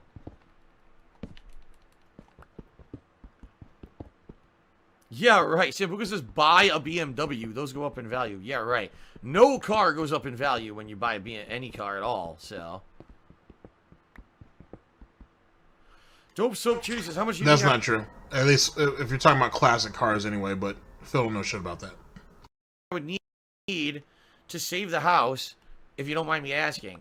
Honestly, to be 100% sure, I think around $5,000. Now that this is how, I've mentioned this before. This is how I know, this is one of the real smoking guns that you know this is all bullshit. This guy told us he owes $17,161. He said if I can get half, you know, if at least, I'm sorry, his CPA, it was a tax attorney or a tax lawyer or whatever. He keeps switching it. He said his CPA said if he can come up with half, he would be good to go. Now, we went from half to 5,000. Does that really sound like someone who's losing their house? Does that really sound like someone who's in financial straits? Or does that sound like someone who's just trying to get a quick cash grab before he goes on vacation? At this point, that's what I'm thinking. Because what I think I need to do is basically be able to make a payment that's equivalent to what my first payment should be this year's estimated taxes. And then I need to be able to pay my accountant. Or my accountant, my tax attorney. Okay, so we already knew this. Because he already said, he said in another Mr. Huff Stuff video, so yeah, I definitely have to go through over this again. God damn it. Phil said that his tax attorney, CPA, whatever, is going to cost him about $1,000, maybe $1,500, which means that he owes quarterly between $3,500 to $4,000. That's what he owes quarterly, and he owes that 4. If it's quarterly, he would owe it what, 4 times a year? He would owe it 4 times a year. Now, the cover story, the bullshit is that, oh, when I got hit with the back business tax, I couldn't pay my real taxes. I just couldn't do it. I didn't have the money for it because I owed X amount in back tax. Now, he said he owed about $8,000 or $9,000 in back tax. But he told us that when he went on that begging campaign, that he got all the money and he paid it off. I'll actually put the clip at the end of this video when he celebrates it. It was in the last broadcast too. That he did actually pay off of the back tax. He begged extra and got the money. So, what happened to all the money he was gathering throughout the year? Aside, you know what I'm saying? Like after he ended up getting the business tax money. What happened to the regular income that he had coming in and the money that he used to put to the side every year previous for his federal tax? Where is that money at? He begged for extra money to pay off the back business tax.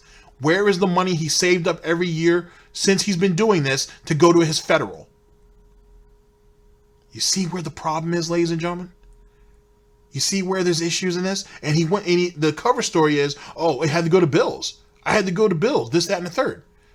You see where he likes to defer certain money from here, certain money from here, extra money from here, extra money for here, and not count that and say, oh, well, that doesn't exist anymore. I didn't have enough regular income, and that's why these bills didn't get paid. You see how it don't make a lot of sense? You see how it's a fucking problem? Just saying. /CPA, and he's gonna bill me. I know it's gonna be like $1,000 or more. So I'm thinking I need around $5,000. And if I had around $5,000, I'm pretty sure I'd be at least qualifying for the payment plan. Some people are saying, what happened to the $17K? You don't need to qualify for a payment plan. They'll put you on one. If you can't make your payments, they'll put you on one. Below the $17K, but I think if I raise the $5,000, I'll qualify for the payment plan. And then the $17K will be paid off gradually with the payment plan. But didn't you say that if you came up with half, that would be that your CPA would negotiate to get you on a payment plan if you could at least come up with half? Now you're saying they only settled at $5,000? All right. Or not even $5,000, at $4,000 or at $3,500. Okay. But I think I need to raise about $5,000 from what I have now in order to pay it down enough to qualify and be okay to qualify for that payment plan and everything. I don't think it's going to happen, honestly. I mean, I hope it does. I hope that the marathon goes incredibly well because it's my birthday combined with all this, but I don't know, man. I don't know what's going to happen.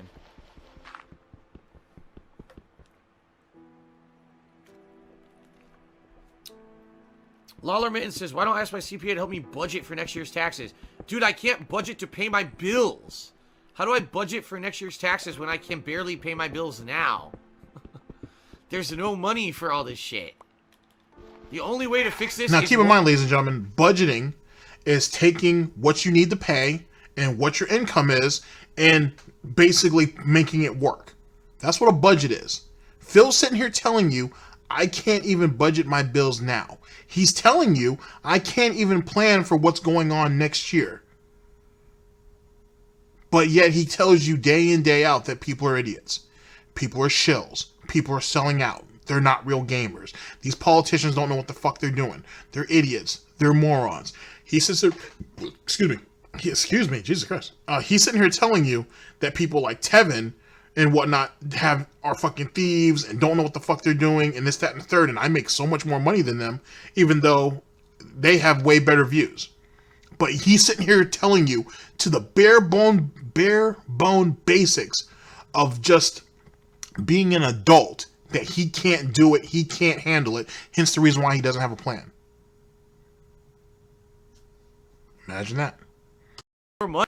It's being very honest. The only immediate fix to my problems is more money. Where that money comes from, I have no idea. That's the only immediate fix. The long-term fixes are to basically stay afloat for 2 to 3 more years so I can pay off these loans I owe, so I can pay down the mortgage on this house, have more equity in the house, so that the condo in Connecticut's value, you know, either goes up or I pay down the mortgage on that house so I can maybe sell that house. That's the thing. It's basically staying afloat. This is why I think it's all bullshit. Because at the end of the day, he's not throwing a plan at you. He's just saying, give me more money. That's all he's saying, is just give me more money. He's basically saying something that Tevin had said a long time ago, man. Oh my god. I can't say it verbatim, but basically Tevin was like, all Phil does is throw more money at a problem and hope it goes away. This is no different. If there is a possible problem, all he wants to do is get more money in to throw at it so he can still live comfortably. Because at the end of the day, that's all that Phil wants, is to live comfortably. That's really all it comes down to. And he's, like I said, in a not even masterful, but in a clever sort of way, he's figured out a way to put that responsibility on other people. But he's not giving you guys a plan. He's not giving you guys any rhyme or reason to ever think he can ever think himself out of it. It's no different when he came to YouTube the first time and made money and was able to get himself out of all that debt from that failed fighting game career that he had. YouTube pulled him from the fucking brink, and then he got himself back into debt again. But now he can't depend on YouTube. He's already told you this in this broadcast. So now he depends on you guys to pull him out. Here's the question. If you guys pull him out of this situation, let's say, who's going to pull him out of the next situation? It's still going to be you. Who's going to pull him out of the situation after that? It's still going to be you. At the end of the day, his fan base, the pay piggies, whatever you want to call these individuals, are the long-term plan.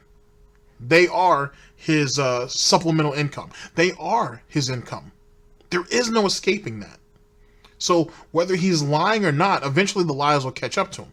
And he'll either just come up with a new lie, which his last real card is his health, or he folds and he runs away with what money he has saved up, if he actually has any. That's a theory too. I don't know if it's true or not. It's Phil. Anything's plausible. The question is it rationally possible though?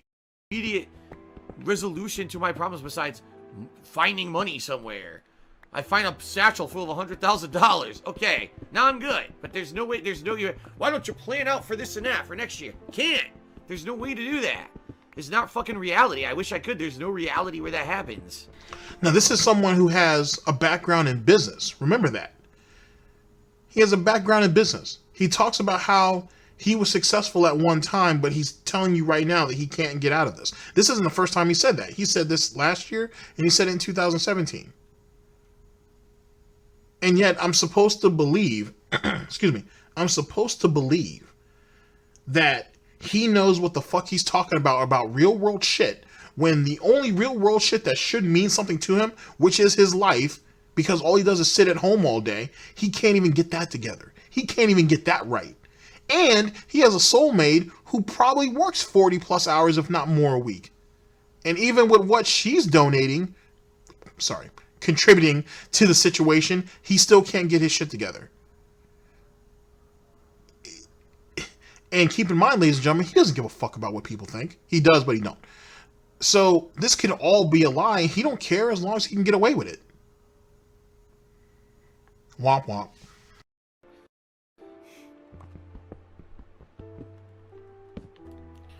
Boy, people are stupid. Someone just actually asked, what happened to the money from 2017? Let's see. It paid the back state taxes and it paid my bills. Where do you think it went? To the Cayman Islands? Dummy. Oh my god. People are asking what happened to money from 2 years ago.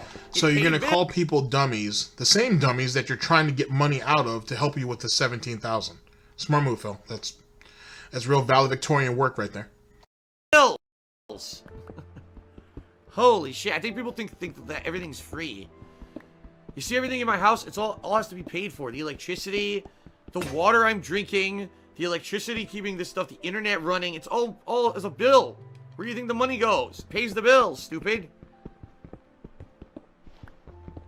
Keep in mind, this is the same idiot that was keeping his PS4, the original one.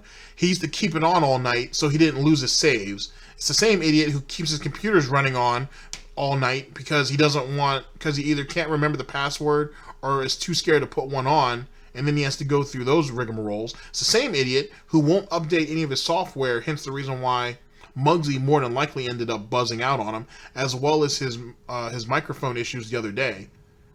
But yet, all these other people are stupid. Just put me down for another notch on the scoreboard. Oh my god.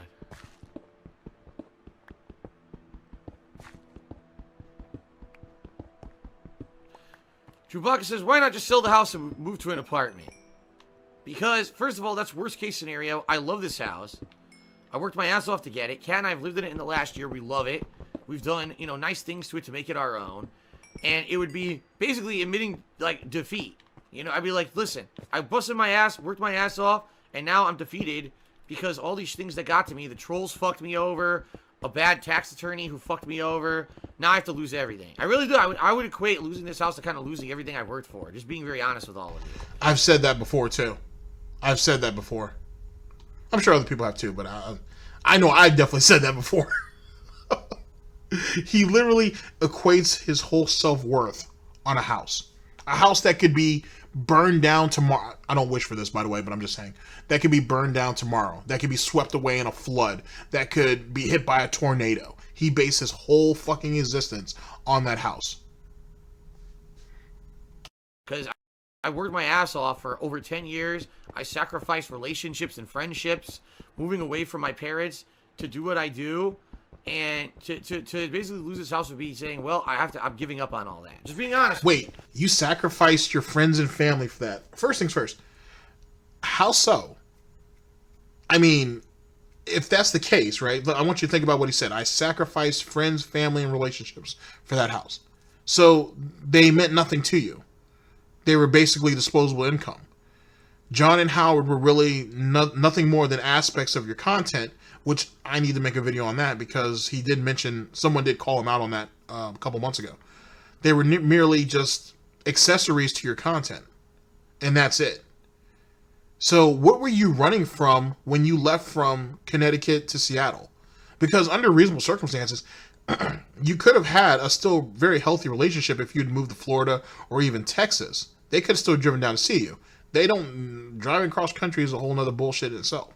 So what exactly were you running from that caused you to go across country? Secondly, with you saying that and me looking back at how after a couple of months you wanted John to come back into your content, and under the expectation that you were thinking he was going to wait around for you until you were ready to make content again instead of actually moving on with his life and getting his own shit together, it makes me believe, despite all the love that you have for John, you were really just using him.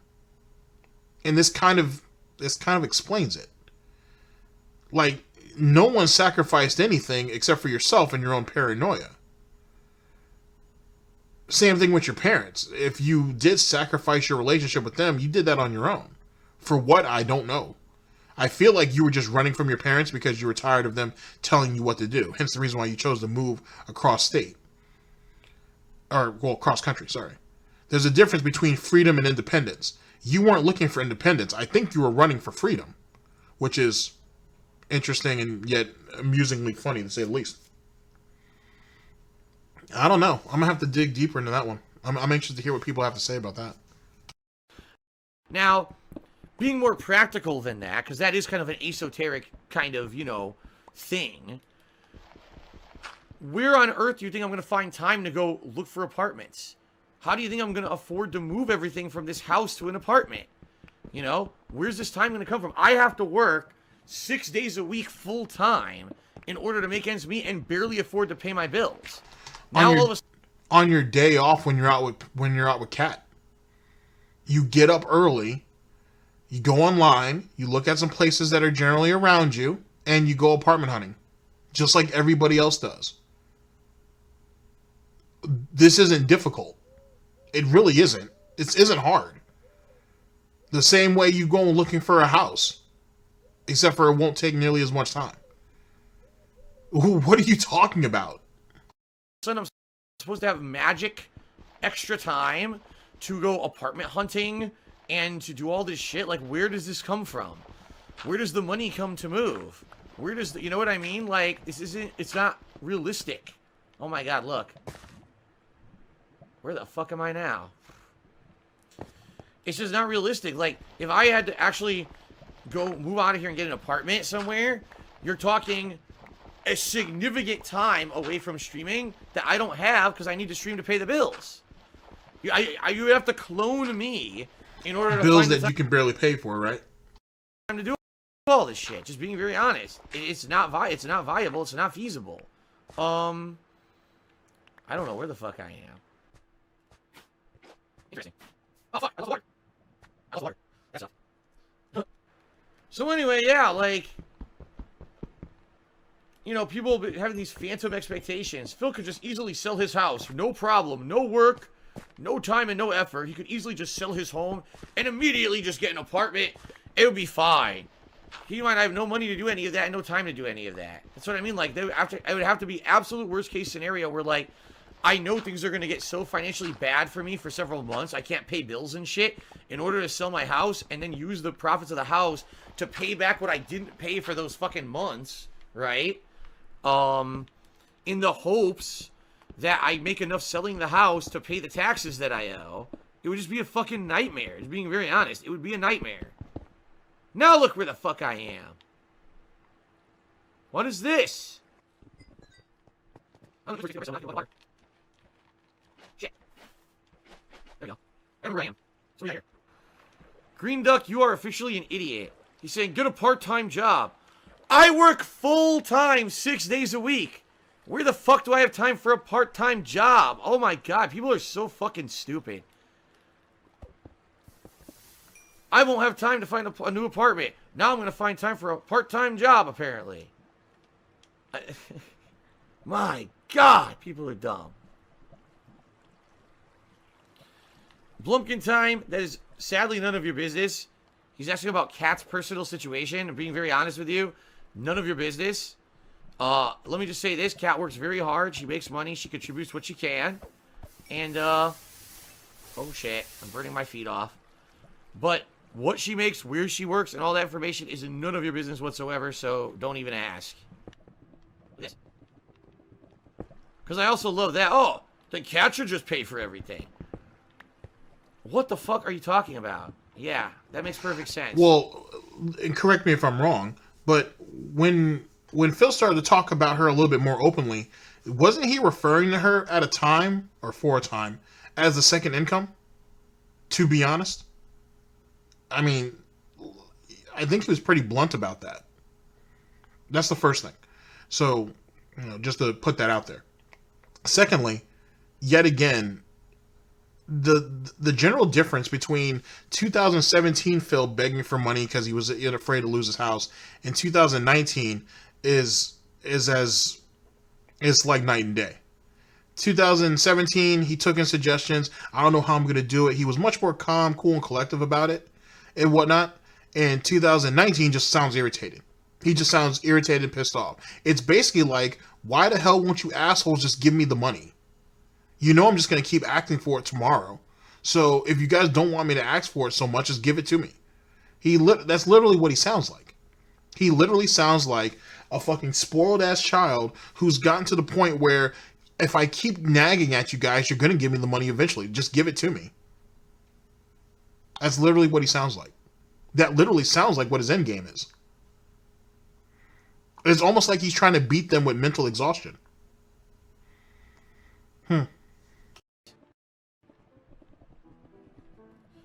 So anyway, that's really all I have to say about that.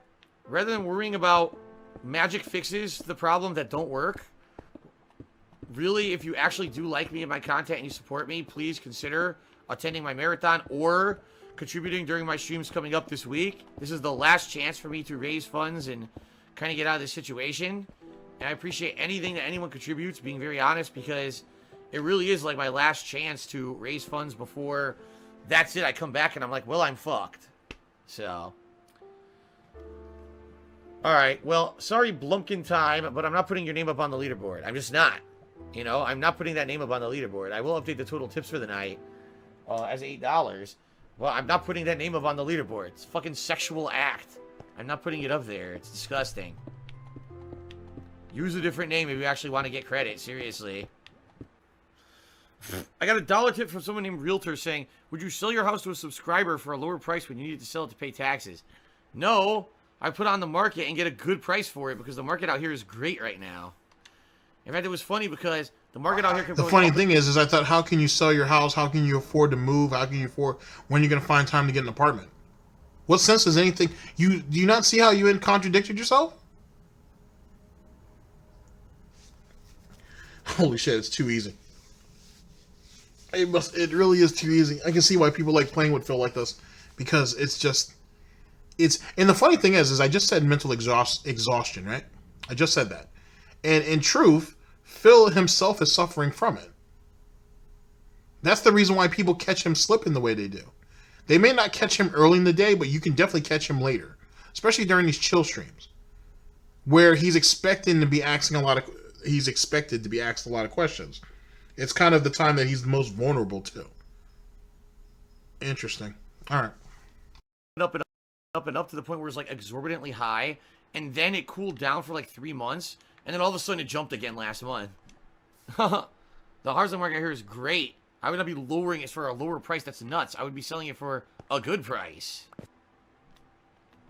I got a dollar troll tip that's actually pretty funny. He says, you always give advice for people who want to support you. What, do you have any advice for people who want you to fail? Look at this. There's a lot of shit here. Advice for people who want me to fail. Yeah, give up. Because the bottom line is I've been around for 10 years. Over 10 years. With all of you trying their hardest. And I'm still here. And I'm not going anywhere. Regardless of the fact that's how much you hate me for nonsensical, just insane reasons. I'm not going anywhere. So you're just wasting your time. And you're just going to keep failing and looking stupid. And trying to convince yourselves that you've ever done anything meaningful all the time you've wasted trying to take me down. And, yeah. It's not going to happen. It's absolutely hilarious the amount of idiots who try to fucking do stuff to me. It really is. But what have you done that's meaningful? What mark have you left, except for being the laughingstock that everybody takes you for? And you not going anywhere, you can't go anywhere. Like, you don't have no choice. You stuck doing this. You're stuck. Next thing is, who hates you? Like, who actually hates you? Like, give me a name. Just because people have a criticism of you doesn't mean they hate you. So, well, give me that. Give me a name on that. Give me somebody. You know? Pick somebody. Joe Blow Cerrone or whoever. Pick somebody that actually hates you. And trying to take you down, even the major group didn't try to, the major detractor group at the time didn't try to take you down. They just profited off of you. To be honest, that's basically what they did. Like, I don't know. I feel like Phil just doesn't understand the fact that it's almost like he's a political football in some ways. He's used by people for different reasons and in different ways, and then he's just passed on to somebody else. And he just doesn't really get it.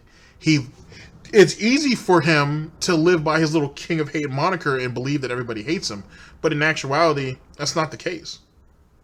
And that's why it's so easy for new people to step into this and be accepted and things to go well, some more than others, but can come in and generally get a warm reception because at the end of the day, one man isn't trying to rule over all this. You don't have the power, the influence, or if you even had those things, that you did.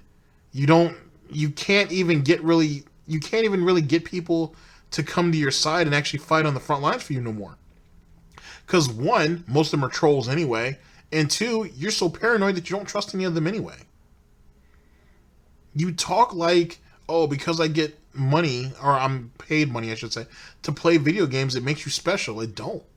In a day and age where there's like a 14 or 15-year-old out there that's making twice the amount of money that you're making right now. And you can't do shit about it. And they don't stream nearly as long as you do. If you guys really look at a percentage of people who are successful streaming, they don't stream as long as Phil or Wings do. They don't have to. They don't have to. And yet, in the 3 or 4 hours a day, maybe 5 hours, that they do stream, They bring in the amount of money that Phil would bring in a week. Easy. You know what I mean? Easy. And yet again, Phil hasn't figured that out yet. Wings is starting to, but Phil hasn't figured that out yet. His concept of success is an illusion. It's a lie. But as long as he can keep selling the lie to himself, he believes he can sell it to other people. And that, ladies and gentlemen, might be one of the more tragic aspects of Phil Burnell. Let's continue. Well, thanks to those of you who are here to actually just kind of hang out with me and enjoy yourselves and chill and not just be here to ask obnoxious questions about money constantly and or make suggestions you know are not feasible just to basically try to piss me off and stress me out. Like, the bottom line is those who actually care about me and support me will come by and be supportive. They don't have to sit here and ask me questions about money for like a half an hour to derail the stream and make me angry and agitate me instead of allowing me to relax. So thanks to those who actually are legitimately here to hang out. I appreciate it.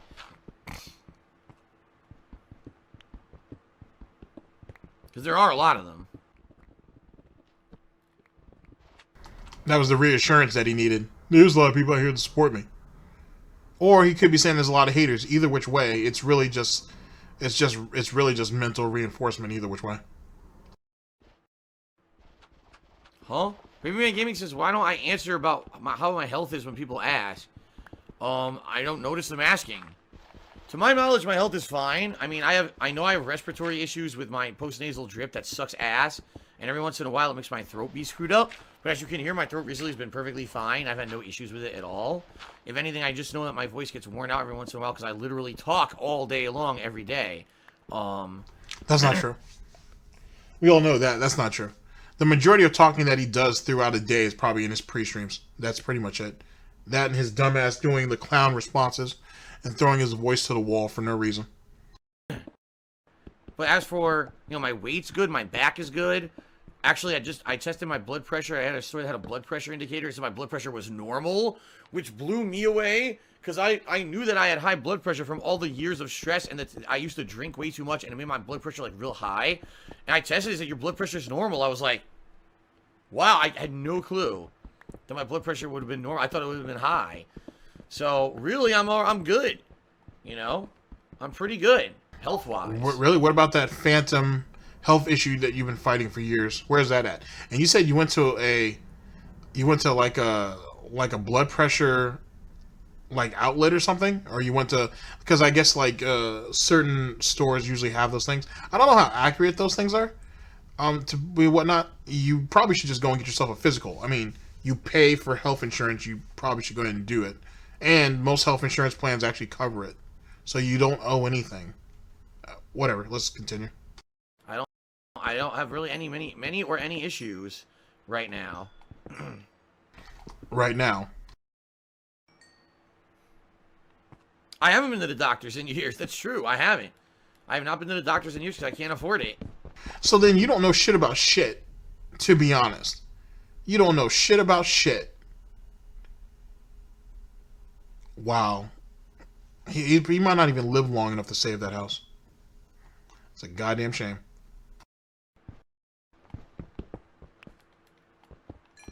That's why, thank God, I'm not sick or anything. Thank God I don't have to go. Weren't you sick back in December, though? He was, wasn't he? Isn't that the reason why he said December failed, is because he normally would make a large amount of money in December, but he couldn't because he was sick for like a week? Or was he really just depressed and hungover?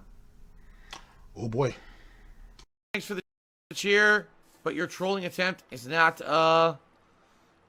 appreciated. I'm just not going to deal with your shit. I'm just going to ignore it because you're being stupid.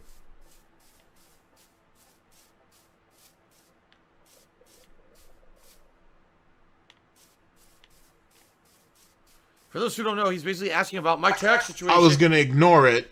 You're being stupid. I'm not going to acknowledge it. Dead air, and then I'm going to acknowledge it. Smart move, Phil. From last year. Last year, my tax situation was back state taxes that I did take care of, but when I took care of them, I got myself into even further debt because I had to charge a lot of them on a charge card because I didn't have any money. So I'm out of the state tax situation. The state tax situation is completely taken care of and has been. My problem now is the federal taxes.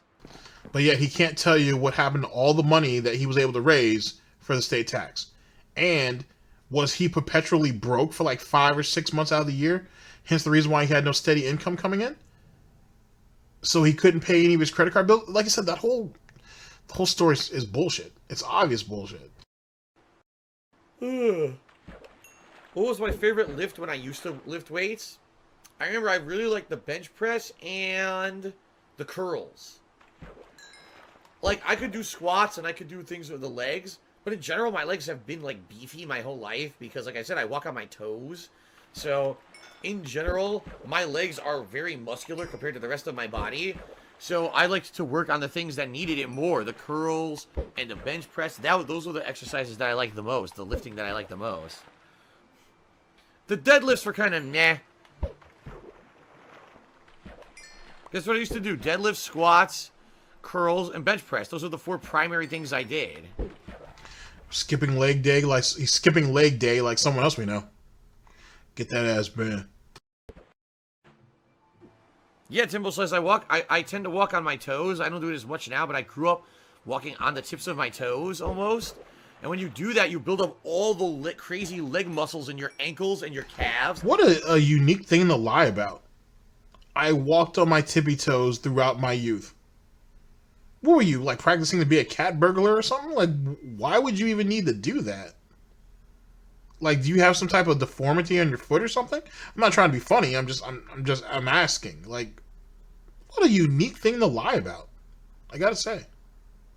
That's why I have big calves. Because my whole life I've walked on my tiptoes, and because of that, I've built up all these crazy muscles in my legs.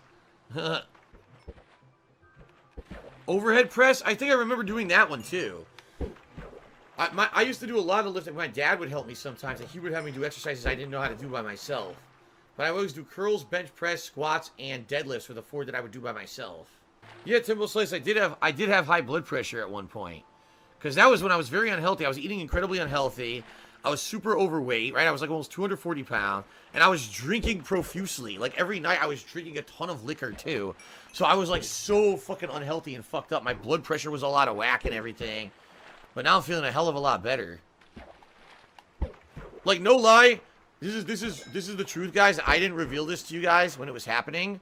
But in late 2017, remember I had become a full-time streamer, but then all the fucked up stuff happened where I broke up with my ex and all that, and then the state taxes hit me, and I was like, what the fuck? My life is like falling apart. When that happened, like for about 3 months, I was having chest pains. I had high blood pressure, I was having chest pains, and I was having insane amounts of like stress problems. And I tried my best to not let that relay on. He's lying. Because I remember back in those couple months and whatnot, because that's when he would miss he would miss like the early streams. He would come back and do the late ones. That's almost a blatant lie about the health issues. Because for one, he was drinking heavily. He admitted that already. He was drinking incredibly heavily, and that's when you were seeing a lot of those 3 and 4 a.m. tweets about a whole lot of nothing. To be perfectly honest with you, that's what's going on around that time. Also, Christmas begging stream, if you will, of 2017. I don't think I've ever gone. Yeah, actually, I have. I have gone over that. All of us have. I think everybody's gone over that. He actually has a segment when he talks about when Panda left, and he talks about the effect that it had on him. The effect that it had on him before he actually started to speak to Kat, and then how it was affecting him leading up to the holiday season. So I know all that's bullshit. I know it's all bullshit. He was drinking himself to the fucking oblivion and shit. His hangover medication probably wasn't working, and that's why he was feeling like shit like 3 or 4 days out of the goddamn week. Jesus Christ, Phil. And the thing is Phil lies like this because he doesn't expect people to remember it, which is a strange type of thing in itself. But if you have someone who's just constantly lying and then rolling it over and over and over again, there's no way that he would expect anybody to keep up with it. Hence the reason why he thinks he can get away with it with impunity. Holy shit. On stream, because I was very nervous that I was going to like have a heart attack or something. But basically I toughed through it and changed my life a lot. You know, eating better. have a much better sleep schedule now, and my life just in general since Kat moved in with me has become so much better. Crisis says, you said before it was a sacrifice to move away from my parents and friends, but I consider moving back to Connecticut, not the condo, that's stupid, but Connecticut to be close to them again. Quite frankly, no. And the reason is, too expensive. The taxes and everything there are so expensive. To move back there would be a major detriment. And the weather, too. Like, everything out here allows me to do what I do and have a good life. Moving back to He doesn't do anything where he's at in Connecticut anyway, or in Seattle anyway. He doesn't. In truth, the person who asked that question is right. He might as well move back to Connecticut, but not for his family, because Phil doesn't give a shit about that. He's waiting for them to die off anyway. What he should do is move back to Connecticut, or at least not where he's originally from, but somewhere else in the surrounding areas for the food. He doesn't even have to move back to Connecticut. Just move back to the East Coast somewhere. But he won't do it. He won't do it because he's too damn scared. Because there's something he's obviously running from on the East Coast, and I don't really get what it is. Because if you go back through FGC lore, he's a joke. No one over here wants to touch him, and no one on the West Coast wants to touch him. And he damn sure knows he ain't gonna have no beef with nobody in the Midwest. He just don't want no problems with that. So it don't make a whole lot of sense, to be honest with you. It really don't. Even dudes who I talk to and who I'm cool with on the East Coast are like, we don't really know who he is. They say he's a joke, and that's kind of what he is. So unless there's something in Connecticut that bothers him so much, then what is it? And he's not gonna. If that was the case, if there was like a real issue he had in Connecticut, why would he even go back? Because trust me, he's made plenty of excuses on why he didn't want to go. But now that it's all expenses paid, you can't turn that down. Like I said, why turn down a free lunch if you don't have to? That's very, very strange. Yeah, I may have health problems again. I may end up hurting my back because I have to be in snow and ice and shit and deal with all that nonsense. You know, here. Did you not shovel snow and whatnot and deal with slush and other things earlier in the year? And with that new mutation you have with your back, shouldn't you be fine already? Or maybe, just maybe, you should actually had your back worked on when you went out there. But funny enough, someone hit me up on Twitter. I think it was a homeboy Killer. Shouts out to Killer, who said that the car accident that Phil likes to fall back on, no pun intended, wasn't even that bad. He walked away from it, and not only did he walk away from it, but his mother even scolded him over it. Matter of fact, I might start taking all the videos that people send me on Twitter and just turn it into, and just make a video out of all of them and make it a nice compilation. Actually, I think I'm going to do that. I think that's what the plan is going to be. Yeah, that'll be fun. Because I think I have like 7 or 8 of them lined up. That might be a good look. Yeah, we're going to do that. That's the plan. Ideal place for me, in my opinion. So. This is how I play the game! Alright, ladies and gentlemen, so that's the end of that. Thank you yet again to Mr. Huffstuffs for coming through on the clutch. I don't know, ladies and gentlemen. There's not a whole lot to really pull from that. Well, there's not a whole lot that, I mean, that couldn't be considered detrimental. He's very good at digging his own grave, and you just saw it there, and it was super easy to do it. And I don't even have all the facts. So someone like Tevin, if he ever decides to do this video, or someone like Agent Proper, shouts out to Agent Proper, the DIA. If someone like that or James the Lesser decided to carve into this, who knows what would come out of it. So I'm not gonna say it. So if you guys are a fan of any of those individuals, ask them to do this video. Ask them to go over that Mr. Huffstuff video and see what they think, and see what opinion comes out of it. Speaking of which, I definitely want to talk to James the Lesser about this video and whatnot, so maybe I can get him on the, or this will be one of the topics, I should say, on Live from the Gentleman's Club with GTG. Maybe he'll be the next guest, and that's what I want to go over. So that should be fun. That should be fun. Alright, ladies and gentlemen, that's pretty much it. I'm kind of glad I did that third video, but I'm going to have to go over it again, because Mr. Huffstuff has some other videos that I'm thinking about that will actually tie into it. So you guys basically have my initial response, and I'll have something a little bit more thought out later on down the line. Ladies and gentlemen, this was the Snort Report. Ladies and gentlemen, this is DSP News. Always late, never breaking, unreliable coverage that you can't count on. A GTG Network Productions. I am your host, /anchor, GTG, and I'm signing off. Have a good day, guys. End the broadcast.